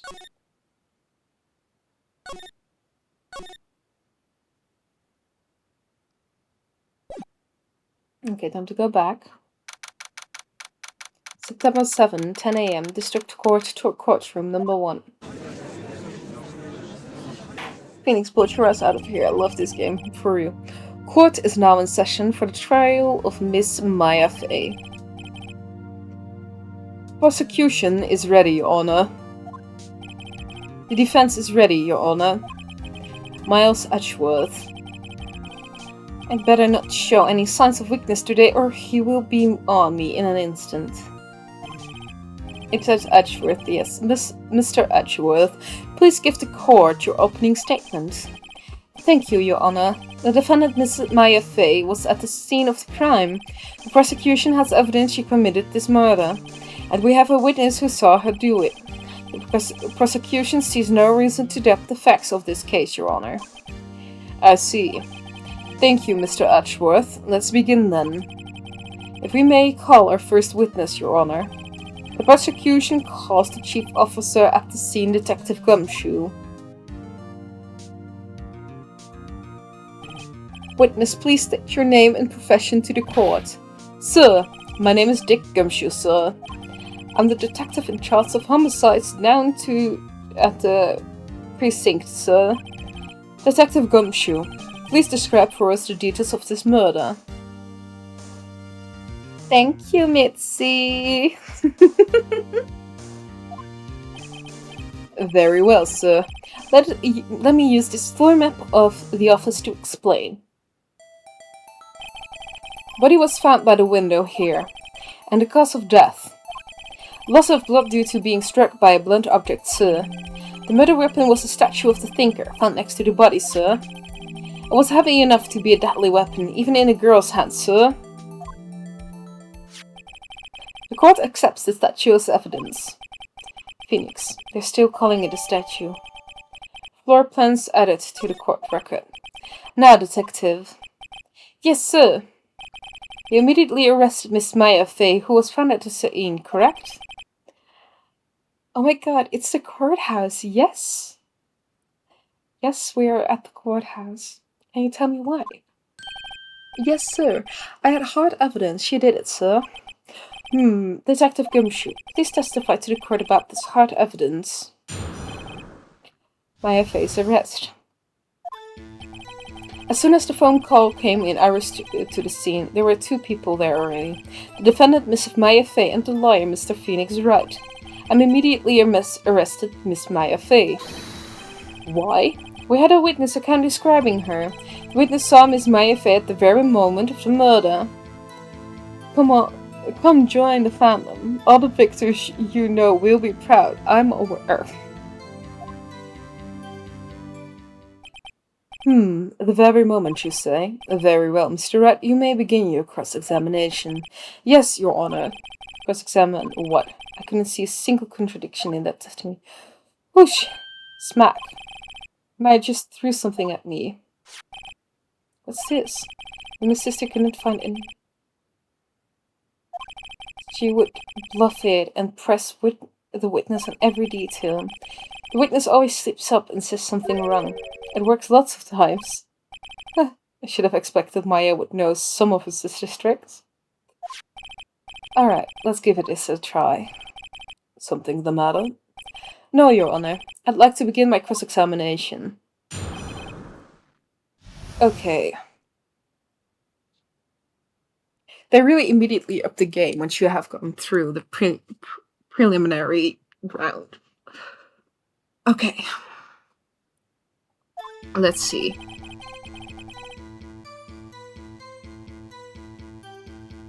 Okay. There are 2 people there already. That's correct. That's correct.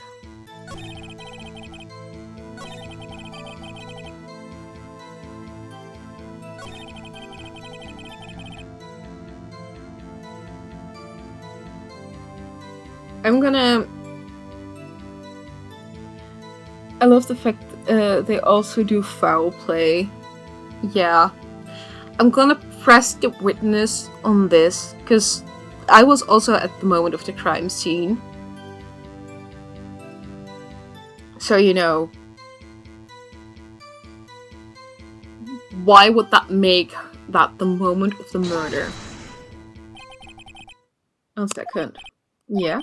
If I heard correctly, you said you arrested her because you had hard evidence she did it, correct? Huh? Did I say that? Me? I heard you say it. You did say it. You said it. I love how everyone just immediately agreed. Lamau, go Phoenix, spliff your way. Exactly. What about the suspicious woman in pink's claim was hard evidence? What? Miss May isn't suspicious, and she sure isn't pink, pal. Well, I guess she is pink. That's enough, Detective Gumshoe. Do you have any more solid proof other than her claim, Detective? I guess pressing can have its advantages. Yes. Yeah. Sorry, I got to the order of things mixed up in my testimony, Your Honor. So it was something I should taught you about first, Your Honor. Very well, Detective. Let's hear your testimony again. Okay. Hard evidence. What are you blind? No shade of colorblind, but she's literally pink. For real. After securing the suspect, examined the scene of the crime with my own eyes. I found the memo written on a piece of paper next to the victim's body. On it, the word Maya was written clearly in blood. Lab results show that the blood was the victim's. Also, there was blood found on the victim's finger. Before she died, the victim wrote the killer's name. Like 1 shade pink. Exactly. How you like that? That's my hard evidence. Before we begin cross-examination, I have a question for you, Detective. Your Honor? Why didn't you testify about this vital piece of evidence the first time? I know, I'm real embarrassed I forgot about it, yes sir, Honor sir. To be more careful.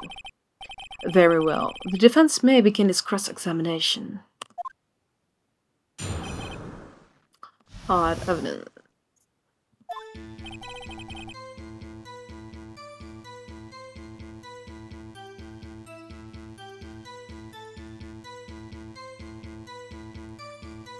Why did he suspect her already?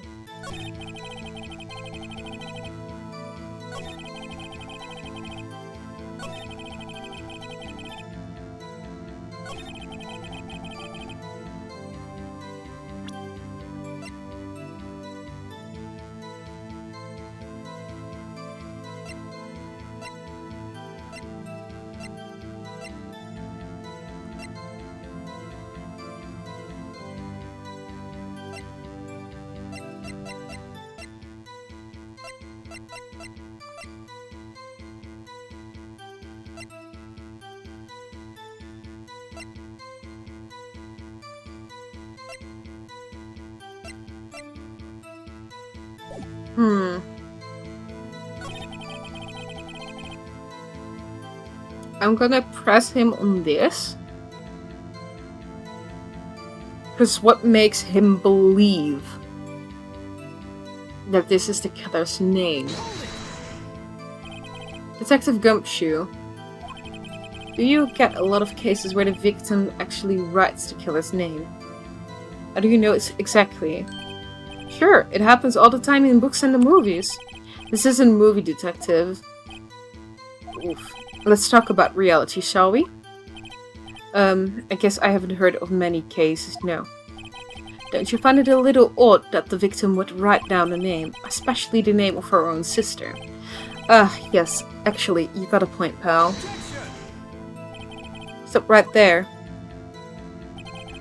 Witness opinion on the matter is irrelevant. The facts are clear. The victim wrote down the name of the accused. The victim told us the name of her killer. Order. That didn't go so well. That's right, what he said. That's the whole testimony. Okay, there was speak.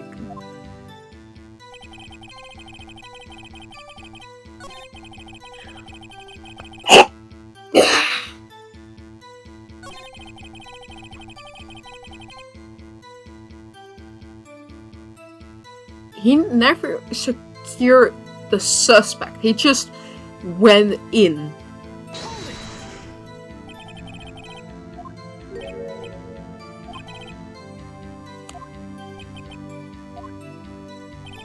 I found a memory.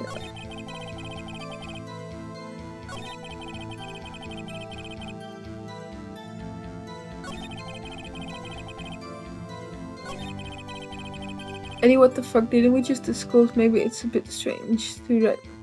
Yeah, but it's not good enough.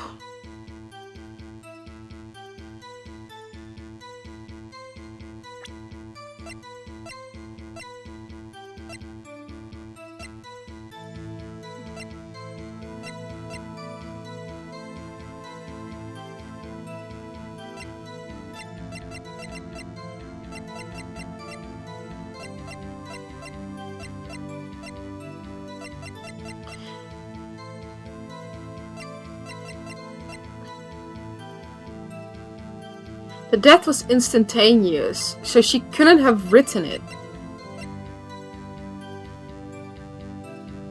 Oh, thank you, Reed. Welcome in, everyone.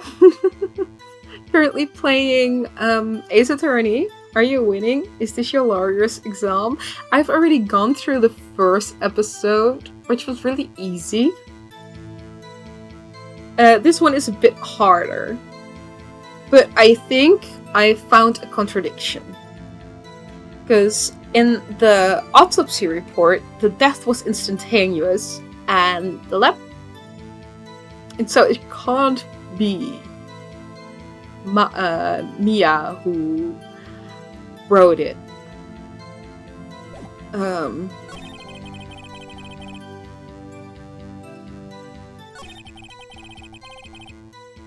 So I was correct on this. I just have to present evidence. I'm just gonna do that right now. I'm not gonna spoil anything. I do know this game though. You can sit and enjoy while I figure things out. Detective Gumshoe. There is one thing I want to clarify from here. Actually, it also has a pretty good live-action movie. It has a live-action movie? Okay. I might check that out later. You said that the victim Mia Fey wrote this note. And what I will, while also eating the fresh bread Moby made. Enjoy the bread. Fresh bread is amazing. I haven't made fresh bread in a very long time. I should make one sometime again. Wrote this note that she was accusing the defendant Maya Fey. That's really what you're saying. Please do not spoiler. This is Nook's first playthrough. I will pin this, sit back and relax. Thank you for watching. Thank you, Mitzi. I would watch the movie after the game. It has the first two and the final trial of the first game into it. Okay, thank you for letting me know. Never mind, I will not pin because I can't. Never spoil anything. What the fuck? Oh yeah, you actually have to go specifically in mod modus for that. It's really weird. I can just try and pin it for you instead. Let me be a good streamer for once. Let me there you go. Now it's pinned, if I'm correct.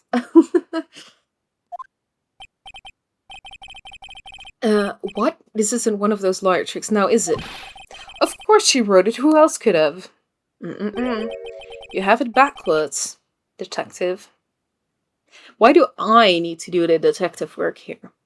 It is indeed. Thank you. Backwards? The victim is the only person who absolutely could not have written it. This is a report from your department, detective. Immediate death due to a blow from a blunt object. Okay, I must go now. Goodbye, Victor. Thank you for hopping in the stream. Good luck. Thank you. I will enjoy it. I will break my brain over this one some more. She died immediately. But no butting your way out of this one, detective. Order. The defense has a point. Someone who died immediately wouldn't have had time to write anything down. Mr. Wright, I beg your pardon, but when exactly did you obtain that autopsy report? When? The day after the murder. Was the day after the murder. Prosecution's point being? That autopsy report is outdated, Your Honor.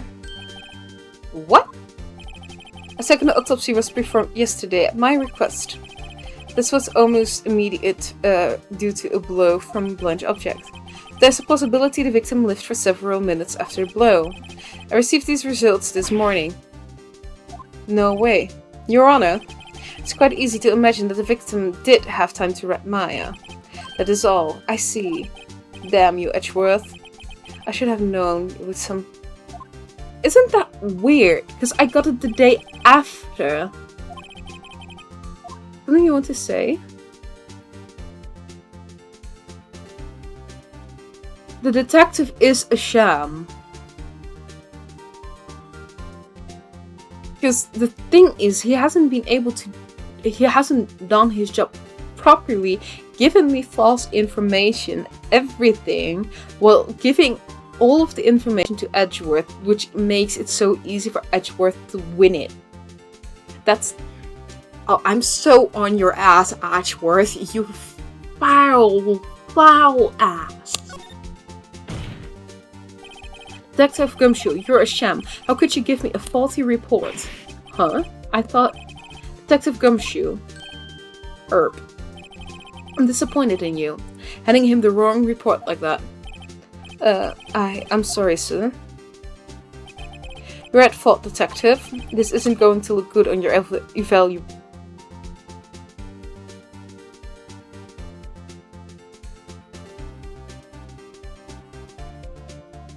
Edgeworth and the detective are in cahoots.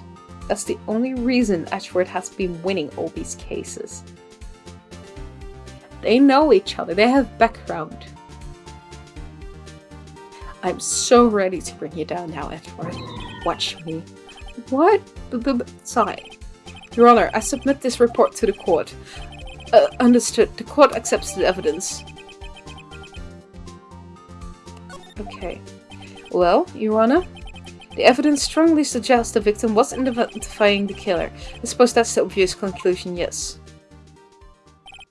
Darn, this isn't good. Prosecution would like to call its next witness. This poor innocent girl saw the murder with her own eyes. That the witness, Miss April, may take the stand. Exactly what part of her is innocent? I wonder that too. Witness, your name, please.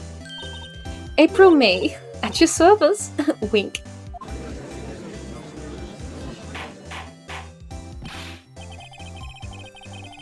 Order, an introduction should not require any reaction from the crowd. The witness will refrain from wanton winking. Aw, yes, Your Honor. This is not good. She's already captured the heart of every man in this courtroom. Not mine. Tell us, where were you on the night of September 5 when the murder occurred? Gee, I was like, in my hotel room, empty. I checked in right after lunch. And this hotel is directly across from the famed Cola office. That's right, big boy. Please testify to the court about what you saw. This poor innocent girl needs some psychiatric treatment for this behavior. Girl, this is a courtroom. Mitzi. She is not innocent. Remember, she was in contact with Wright, their family enemy. This is a wrong shade of pink, honey. Okay, let's read through the witness account. Finally, a feminine voice account. It was like 9 at night. I looked out the window, you know. And then, I saw a woman with long hair being attacked. The one attacking her was the mousy girl sitting in the defendant's chair. Then the woman, dodged to one side and ran away. But that girl, she got up to her and she had her. Then a woman with the long hair, she kinda slumped. Yeah, that's all I saw. Every little bitsy witsy wink. Well, Your Honor, I see. It is a remarkably solid testimony. I don't see a need to trouble the witness any. Wait, Your Honor. What the fuck? No winking at a crowd. Exactly, she's doing it again. Yes, Mr. Wright. What about my cross-examination? I thought the witness testimony just now was quite firm, didn't you? Mr. Wright, I understand you wear Miss Mia Faye's understudy, were you not? You must know her techniques well. Her cowardly way of finding tiny faults in perfectly good testimonies. Hey, how dare you? Well, Mr. Wright, will you cross-examine the witness? Yes, I am doing it. I'll gladly proceed with the cross-examination, if only because I have a feeling Edward doesn't want me to. She has to have some weakness. Very well, you may begin your cross-examination. She said it was around 9, but I don't believe that's the time of death. Because her time of... that doesn't say. Let's enter.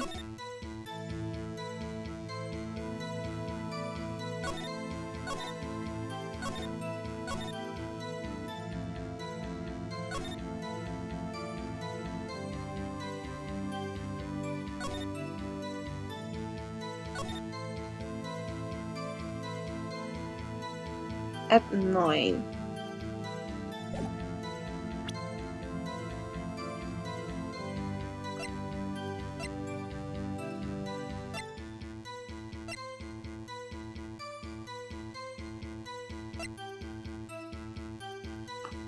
Delicious.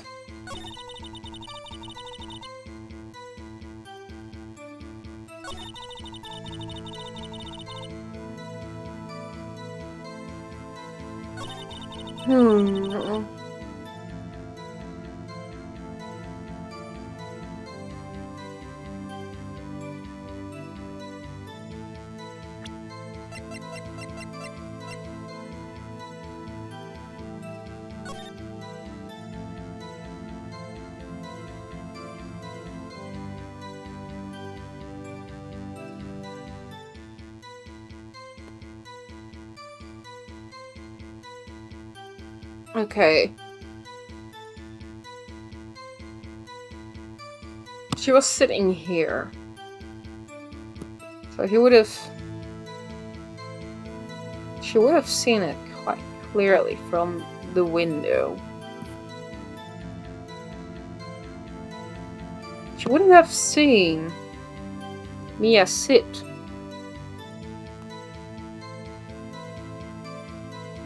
That's the thing, she wouldn't have seen Mia sit.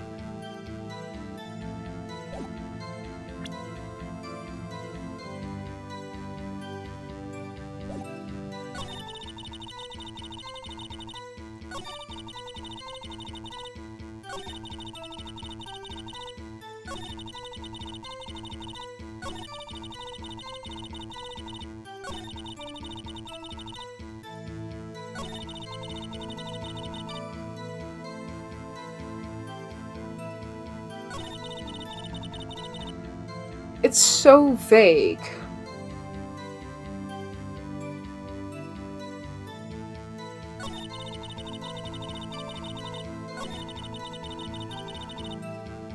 I want to press for her to explain what she saw more clearly, so I can use like layout.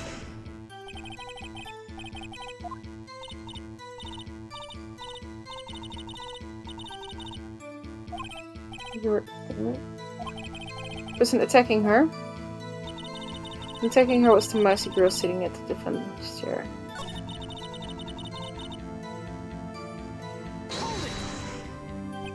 She dodged? Dodged what? Well, the attack. Please continue to testimony.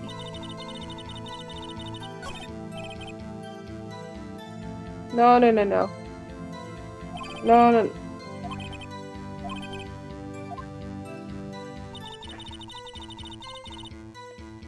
Can't be, because we were at 9 there.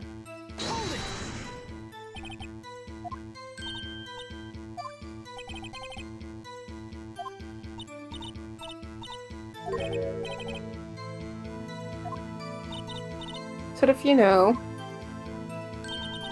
had a feeling. Go for it. Surely you must have had a reason to look out your window at that time of night. Oh! Mr. Wright, I will not have you battering my witness. Battering? You insist on needling her with these trivial questions. I really don't think it should be allowed. Yeah, stop him. The poor girl. Order, Mr. Wright, you have been warned. Poor girl. What? Looked out the window, what did you see next?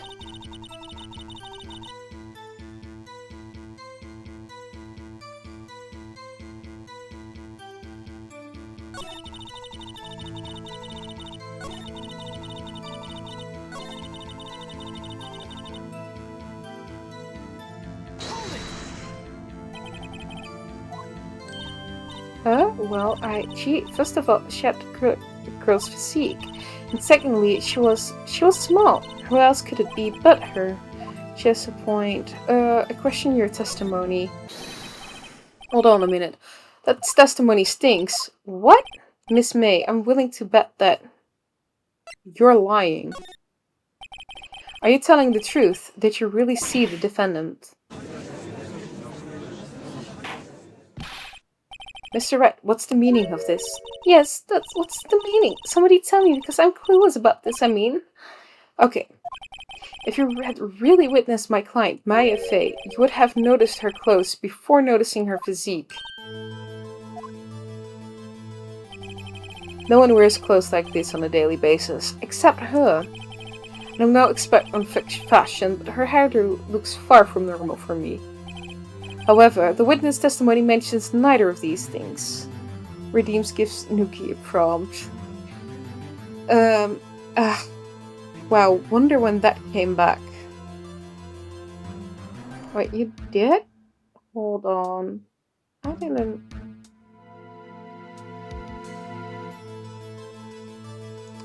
You did not redeem that. I have it turned off for a reason. I'm currently not in the correct state physically to truly walk. I'm sorry, New.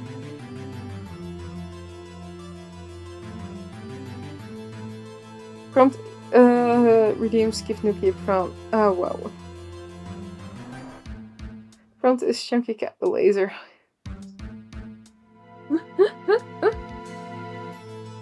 Did you really redeem one? I don't think you did though.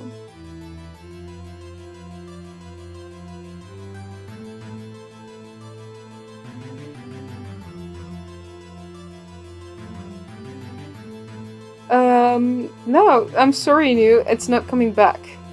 It's because I didn't redeem it. It just said I did. No, you didn't. I'm skipping over it. I'm not physically gonna walk anymore. I'm sorry.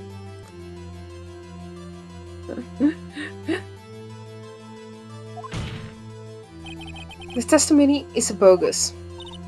But still, we don't know if she was dressed that way the night of the murder. She was, Your Honor. I saw her. And so did Detective Gumshoe. What do you say to that, Miss May? Rawr! What you trying to say, you mean liar? I saw what I saw. I just didn't think all trifling little details were necessary, darling. I just... how's today? It's okay, I guess. I'm sweating currently because it's so hot. But besides that, doing okay for not having taken any painkillers, and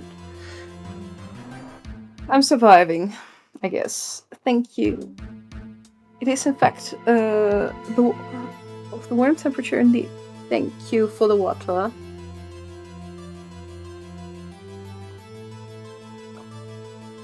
I'm actually quite happy with the hot weather, because my joints hurt a lot less due to that, which is honestly quite nice for once. And thank you for the stretch, James. Also, welcome in. Everyone's here while I play Ace Attorney. Thank you all for being here and staying with me. Let's see. I just don't think all the trifling little details were necessarily done. Miss May, the court would like to remind you to please omit nothing in your testimony. I'm sorry, Your Honor. I'll be a good girl, I promise. Wink. What's up, Nuke? Me voicing random characters in a game. But, I'm doing good. How are you doing? Your testimony again, if you would. Damn, I almost had her. Witness account. I have to voice her again. I could see everything, I did! The victim, the woman, dodged the first attack and ran off to the right. Then the girl in the happy clothes ran after her.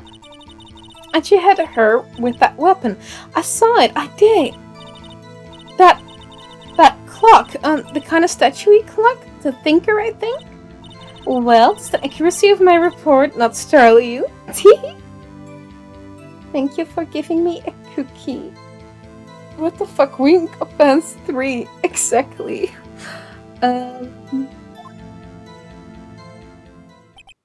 I see.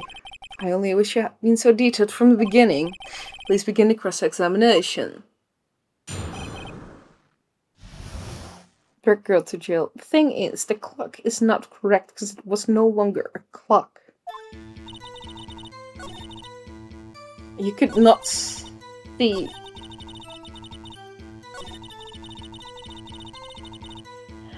I am on to you. The thing is, you would not see it was a clock at first glance. Well, I leave you on this note. You did redeem for me to grab a cookie. I don't have the cookies next. Oh, wait. I do have cookies next to me. Hold on. Give me a moment.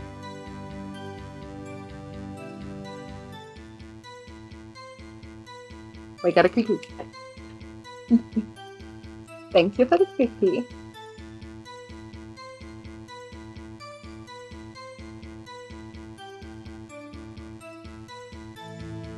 It tastes delicious, thank you.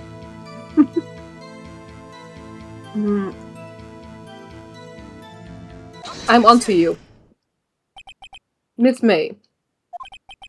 What you said just now was quite revealing. Revealing? Oh, you like that, wouldn't you, naughty Mr. Liar? You just said that the statue of the thinker was a clock. But there's no way of knowing that just by looking at it. Another person in much the same position as you recently called this a clock too. And he was found guilty of murder.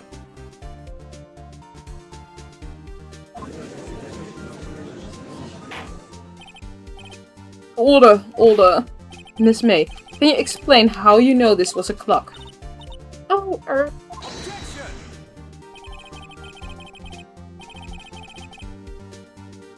The witness saw the murder with her own eyes. That's all that's important here. That's not. The defense is trying to confuse the issue with trivial concerns. Yes, of course. You will withdraw your question, Mr. Wright.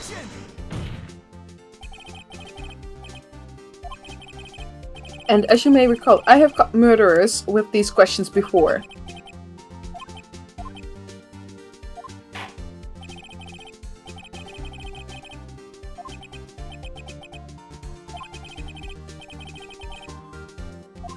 Yep. I bet the main suspect is vegan, am I right? It's always the vegan.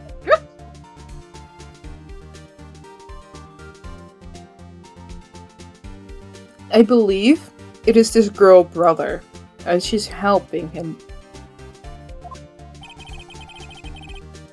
What happens now is you answer my question. How did you know it was a clock? What? That's... because I heard it. Yes, I heard it say the time. So you have been to the law offices of Faye & Co. She's giving pick me real.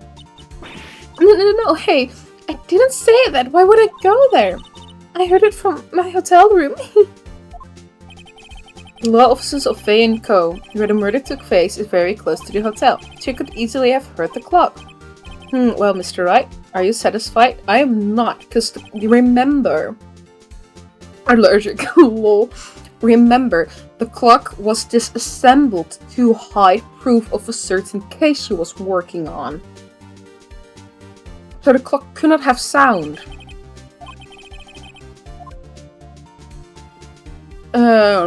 She couldn't have heard it.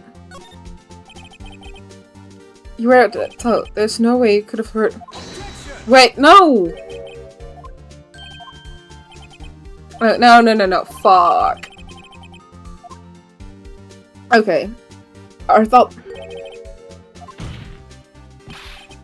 What? On what grounds? Am I gonna... Indeed. Fuck, did I fuck it up? No, Your Honor, I can't give up now. I couldn't have rung. I was correct, I just chose the wrong option. It's inconceivable the clock in question rang. Because it's empty on the inside. The clock is missing its clockwork. I guess they do.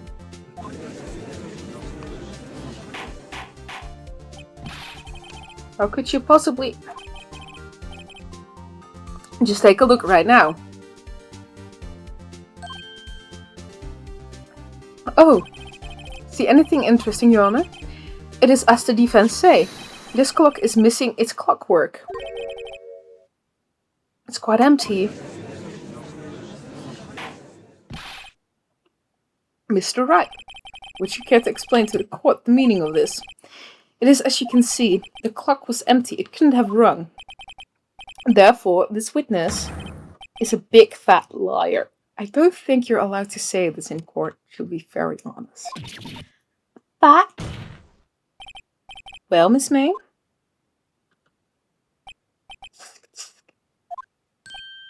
What a show you've put on for us, Mr. Wright. He knew the clock was empty. Somehow he knew. The witness is vegan. I don't know if the witness is vegan, dude. I'm sorry. I'm afraid you've forgotten one thing, however. Indeed, the clock is empty, as you say. It can't ring. However, we must ask, when was the clockwork removed? If it after the witness heard the clock, then it is no contradiction. That is true. That is a possibility. The clock might have been emptied after she heard it. And that's exactly what happened, Your Honor. Well, Mr. Wright, can you prove when the clockwork was removed? I thought your job was to investigate the case. I did investigate it. But my actual job is being a lawyer. So me actually investigating the crime should not be a thing. Oh, impossible, of course. I have proof. What? Wasn't it you who told me proof is everything? Well, was listening. Now I'll show you the proof you like so much. The evidence that proved that clockwork was when the clockwork was removed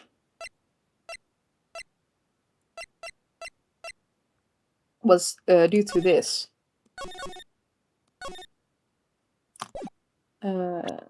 I will present this.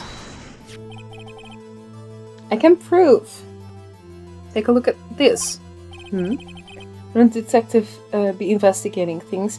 Exactly, but the detective is fucking up so badly, I'm doing his work for him, because that's why I'm an ace attorney. Oh, you have a girly phone. Wait, this is my phone. Listen. This is the defendant's cell phone, and it contains a recording. A recording of a conversation she had with the victim of the day of the murder. Order. The defendant's cell phone? This wasn't brought to my attention. Perhaps Detective Gumshoe overlooked it? Well, the detective better remember he's up for evaluation soon. Gotta say, I'm starting to feel bad for the big fella. Let's hear the conversation. So you just want me to hold on to the thinker for you then? If you could. She'll probably tell you the clock isn't talking right now. It's not working. That's lame. I had to take the clock right out, sorry. September 5th, 9:27 AM. Your Honor, I think this makes it clear the clockwork wasn't already gone by the time it was recorded. Which was well before the witness even arrived at her hotel. Well, Miss May, would you care to explain this to the court? Just how did you know that weapon was a clock?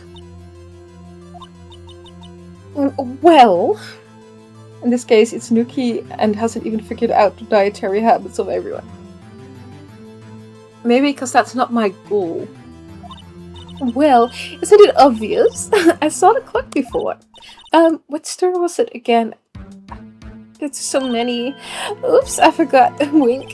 So the witness had seen it before. That makes sense. Does the defense have any objection, Mr. Wright? I do.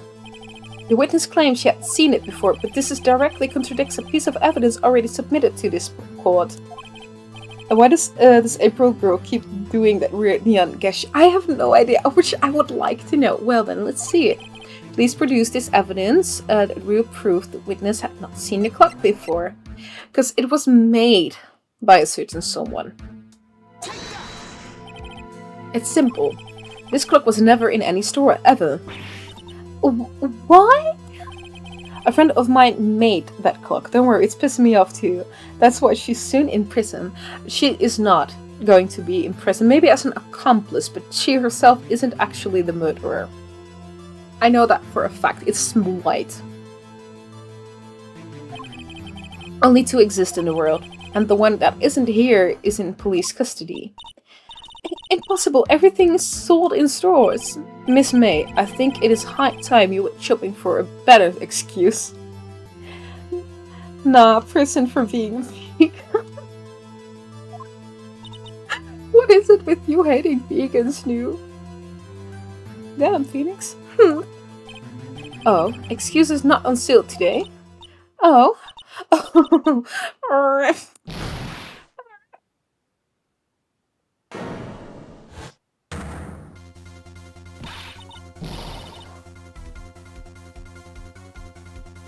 Okay.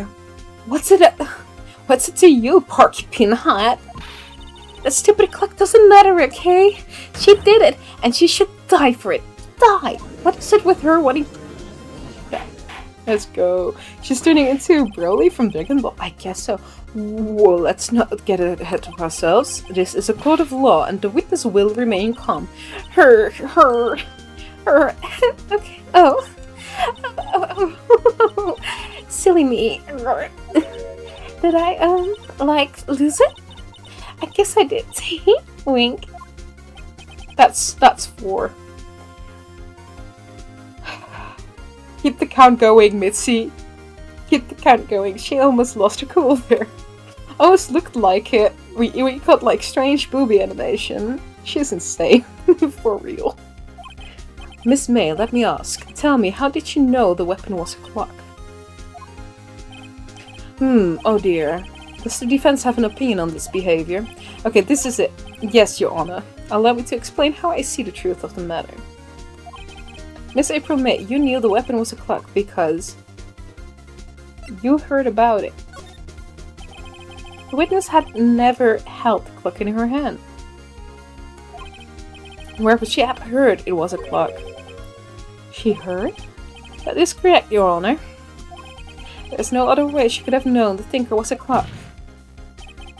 And I can show you the proof. Well, this is interesting. Let's see it then. Show me evidence proving that the witness had heard the murder weapon was a clock. I'm so ready for this. Have a look at this. Thank you for another cookie. Oh no, I don't have to.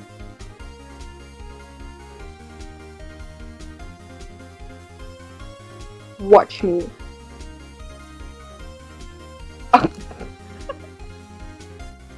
I'm so sorry.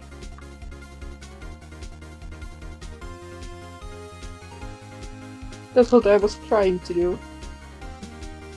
Thank you for the cookie and the hydrate new.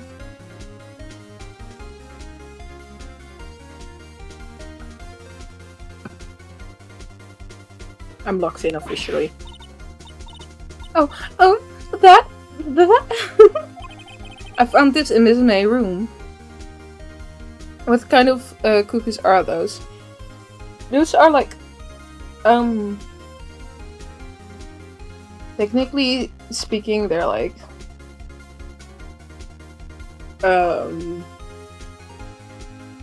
these grain chocolate bars with, what's in there? Let me see. Oh, that's no French.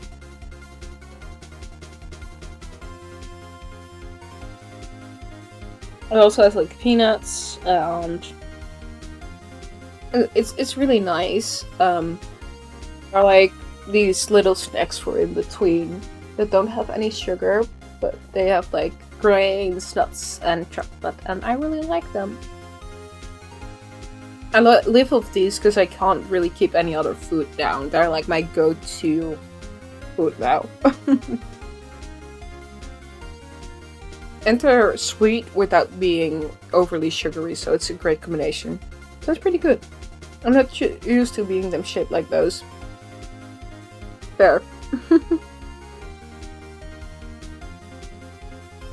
They're the Dutch version though. They're really good.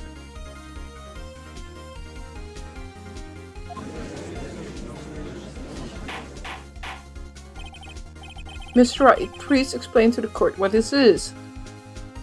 I will. Miss April May, you were tapping the victim, Miss Mia Faye's phone, were you not?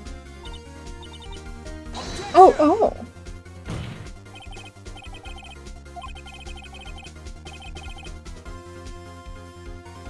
I'm not entirely sure that it is.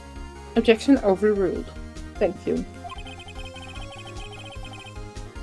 It troubles me that our witness was in possession of a wire trap. This is outrageous. Does the defense truly claim that the witness was tapping her phone? Absolutely. Even if that was the case, which it's not, you still have to prove one thing. And did the victim ever say that the weapon was a clock on the phone? Can you prove that? I think not. Oh yeah, I think I can. It's simple. What? Here's my proof.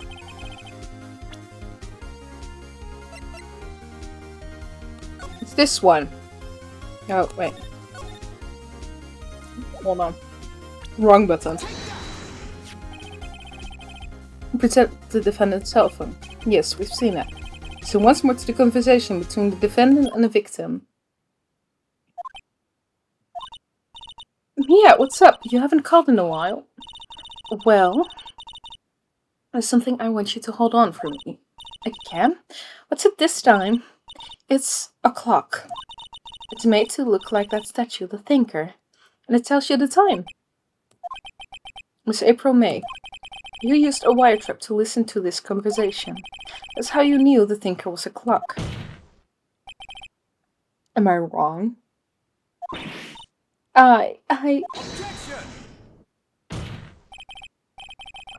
Your Honor, this is ridiculous. It's not. Your Honor, look at the witness's face. Does she seem amused to you? The defense demands an answer. La la la. Witness, answer the question. Did you tap her phone? Miss May. Ashworth, are you dumb? I believe he is. Shut up, all of you. What gives you the right to talk to me that way? You lawyer.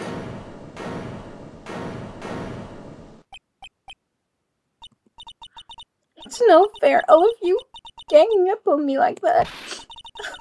So I'm the bad girl. Is that it? Is that it?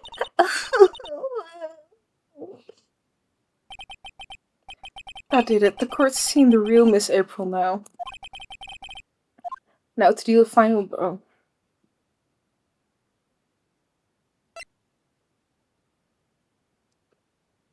She didn't do it.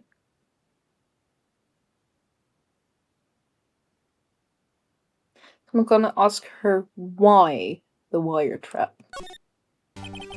Why did you tap her phone? Answer the question. Way I have to isn't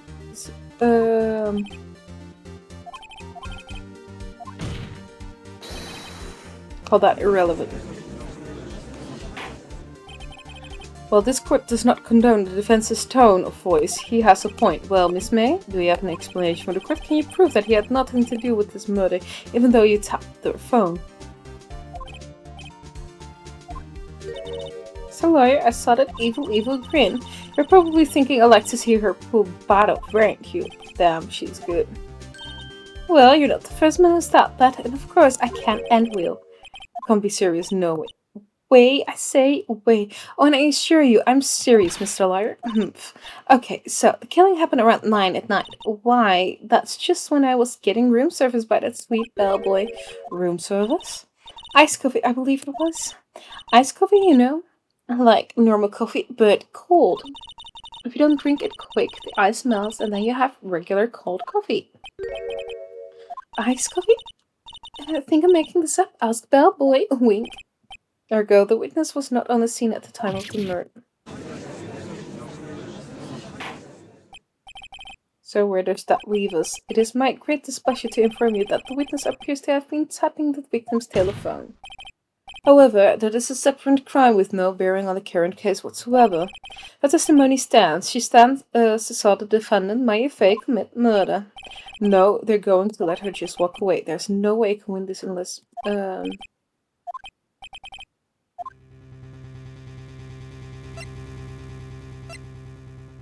Let's call the bellboy as witness.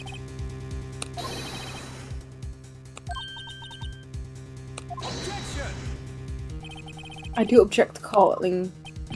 Oh, why? What's your reason? Because I hold that the wiretapping had nothing to do with the killing. However, if you agree to one condition, I consent to calling this witness. Condition? Miss April May's alibi is not called into question after you examine the bellboy. A short, not questioning tapping a phone, like, huh? Exactly. Then you will recognize that Mr. April May was not the killer, that she is innocent. Listen, I know April May is not the killer, but someone related to her is. Because remember, she wasn't alone in the hotel room. And thereby you must also accept the verdict of guilty from Miss Maya Fey. That is my condition. What? I'd better find something suspicious in the bad boy's testimony, otherwise Maya will be declared guilty on the spot. What should I do? I'm gonna accept the condition. Alright, I've got nothing to lose except for, well, everything. Ooh. You fell right into my trap. Very well. The court calls hotel boy to the stand.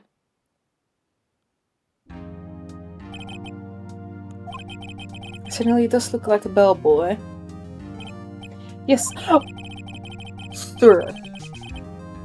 I would like to question your tray of teacups and refreshments. Why is that still... Why is that still in your hands when you're in fucking court?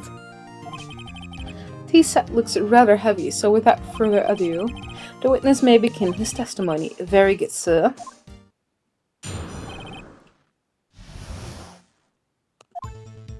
I am the head bellboy at the Fine Gates Water Hotel, in business for 4 generations. I believe I received a call after 8 in the evening from a guest. This may... 8. She said 9. She asked for an iced coffee to be brought to her at 9 on the dot, sir. I brought it to her precisely the requested time, of course, and delivered the iced coffee to her guest, Miss May herself. I see. The defense may begin its cross-examination. Right. I'm ready, I hope. This is it.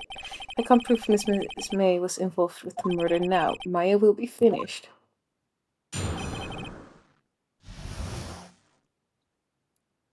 Thing is...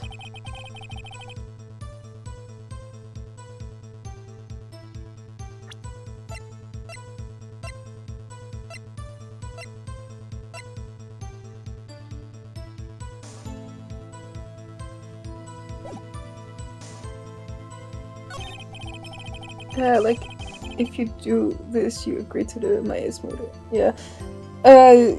Just listen to one player basically strong-manning the other into a false statement. Kinda, yeah.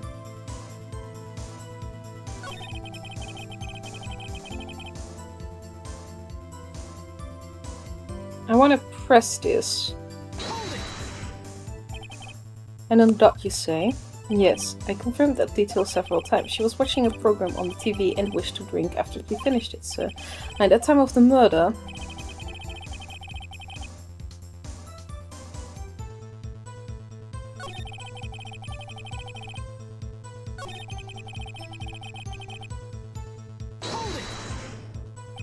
Precisely 9 then? Precisely, exactly, at most definitely, sir, 9 PM. How can you be so sure? Miss May was quite insistent that you were then, oh, bellboy, teehee, at like iced coffee at exactly 9. Something like that, sir. Therefore I knocked on her door on the crack of 9, sir. Why would she be so particular about the time?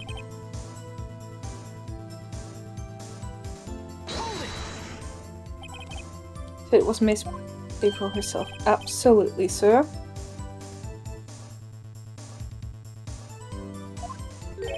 Absolutely.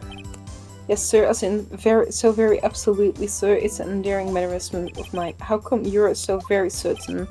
Well, when I brought to the room service, sir, she, the guest, sir, favored me with an embarrasser, sir. Embrasser? Is that French for embrace?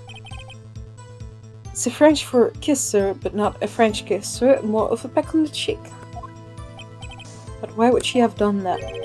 I believe perhaps she was momentarily swayed by my prim demeanor, sir. It's a moment I shall never ever forget, sir. Sounds pretty fishy to me. I think Miss May was up to some... It's no good. There's nothing there. Is that... No, it's not.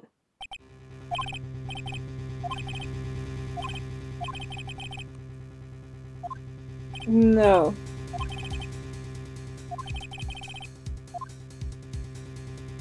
I will protest.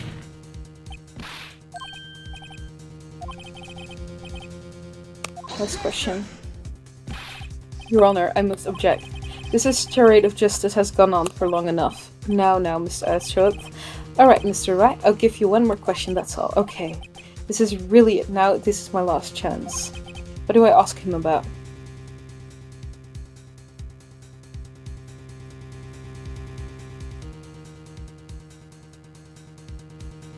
Check-in. If there's another one. Tell me about check-in. Tell me about when you checked in Miss May. Oh, alright, very well, sir. My first thought was that she was a beautiful person. Beautiful person. She is just my type of girl, so it was a disappointment, really. I see. Excuse me, what exactly was a disappointment? Well, I'm not without charm, sir, but even I would have a little chance with her lover there. What did she say? What did you say? Ah. Oh, rather quite. Bellboy, tell us the truth now. Did Miss May check in with another person?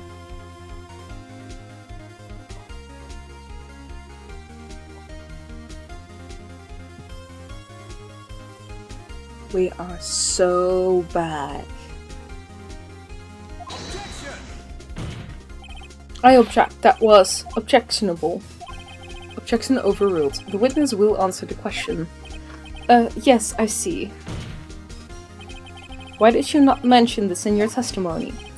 Well, sir, you didn't ask. Nice tries. Let's go, gamers. I got this one. That's the sort of thing you're normally supposed to mention. Ah, yes, quite. Indeed, it was the, good barrister there, Mr. Edgeworth, who... asked me to, not to mention it if I wasn't specifically asked to.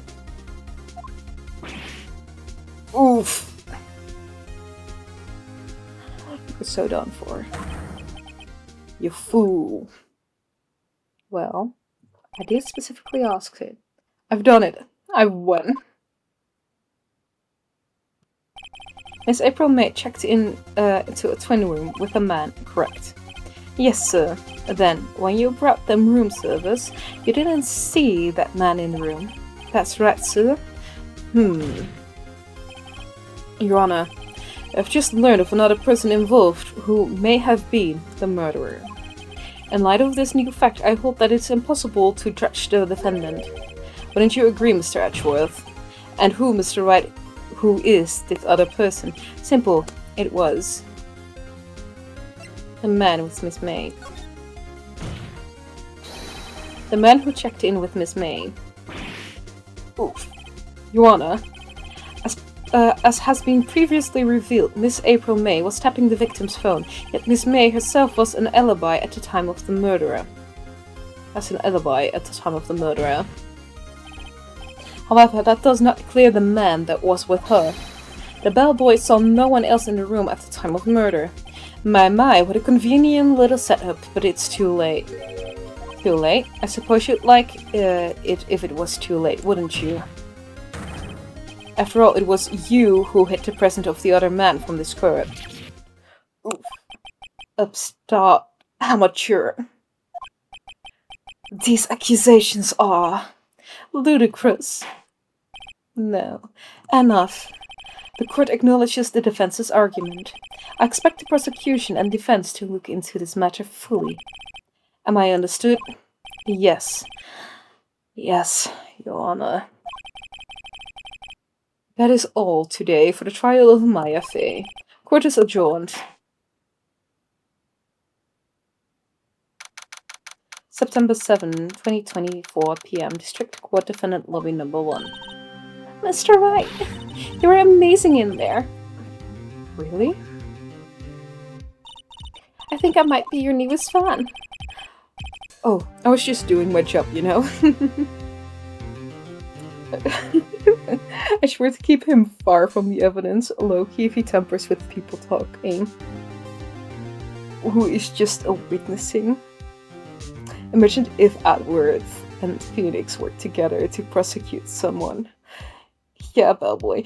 I believe The only reason Edgeworth is winning all of these cases and is being such a big shot is because all the evidence is told to him in advance, and it is used as a means to overrule the other lawyers. Like, Edgeworth is definitely not playing this fair, and thus we are going, I'm onto you, and Edgeworth, you're helping them. Then again, that other attorney was pretty cool too. That face of his, with his eyes wide and trembling lips, it sent shivers up my spine.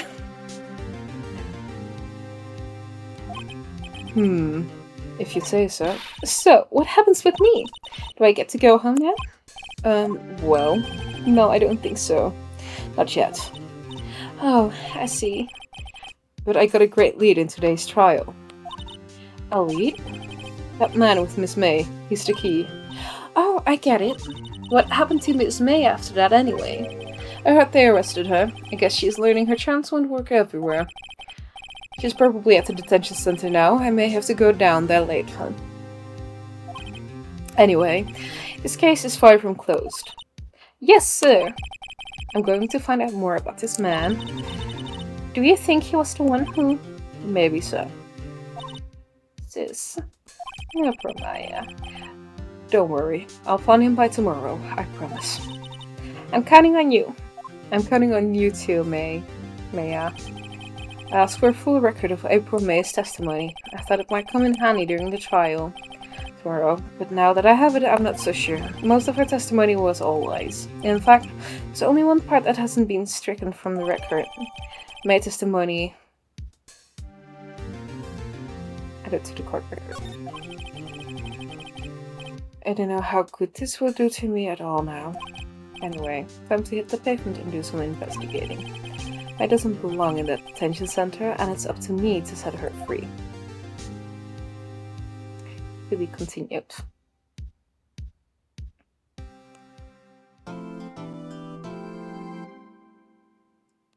I will. Thank you. We have officially played quite a bit. We have played 2 episodes. Oh, we're already... Okay, wait. Yeah, okay. I'm gonna be annoying. But I have somewhere to be tomorrow. It's already like 11 p.m. It's hot, I'm sweaty.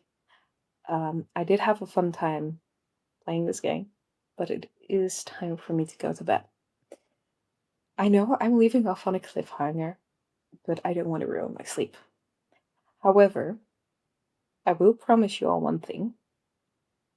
See ya, Nook. Thank you, James. I will be back on Monday. Since I'm recovering, probably don't have anything to do on Monday. And I will stream the rest of this episode on Monday evening. I will try doing it like 6 p.m. Central Europe time. Thing is, I also have something to do on Wednesday that I need to be there early, so I don't want to make it too late. This is a deal, and I'm gonna finish this trial so we can all rest assured that I fixed this.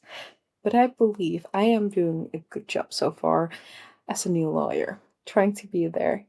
Thank you, everyone. And in the meantime, I'm gonna look for who we can raid out to. And I believe I have a perfect streamer lined up who is coincidentally, if I'm correct, hopefully still live.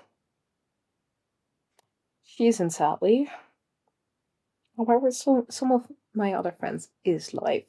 So I believe it is time to go up and raid a good friend of mine, and I'm gonna go over to Modus in order to do this. I don't have a raid license. I'm sorry, Mitzi. But I will type it out very quickly.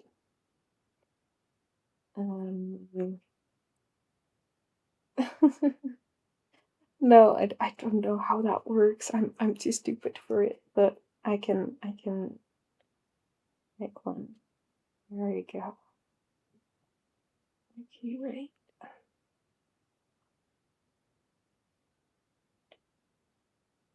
Mhm. And,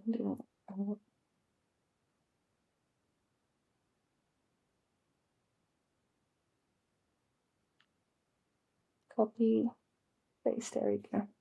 How many people does it? How many people does it take to figure out a command? I have no idea.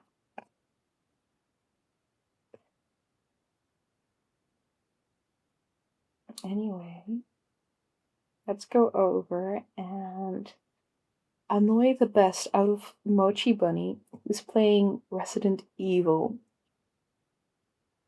Requiem, like one of the newest games, I believe. Thank you all so much for being here, and I'll see you in the next one.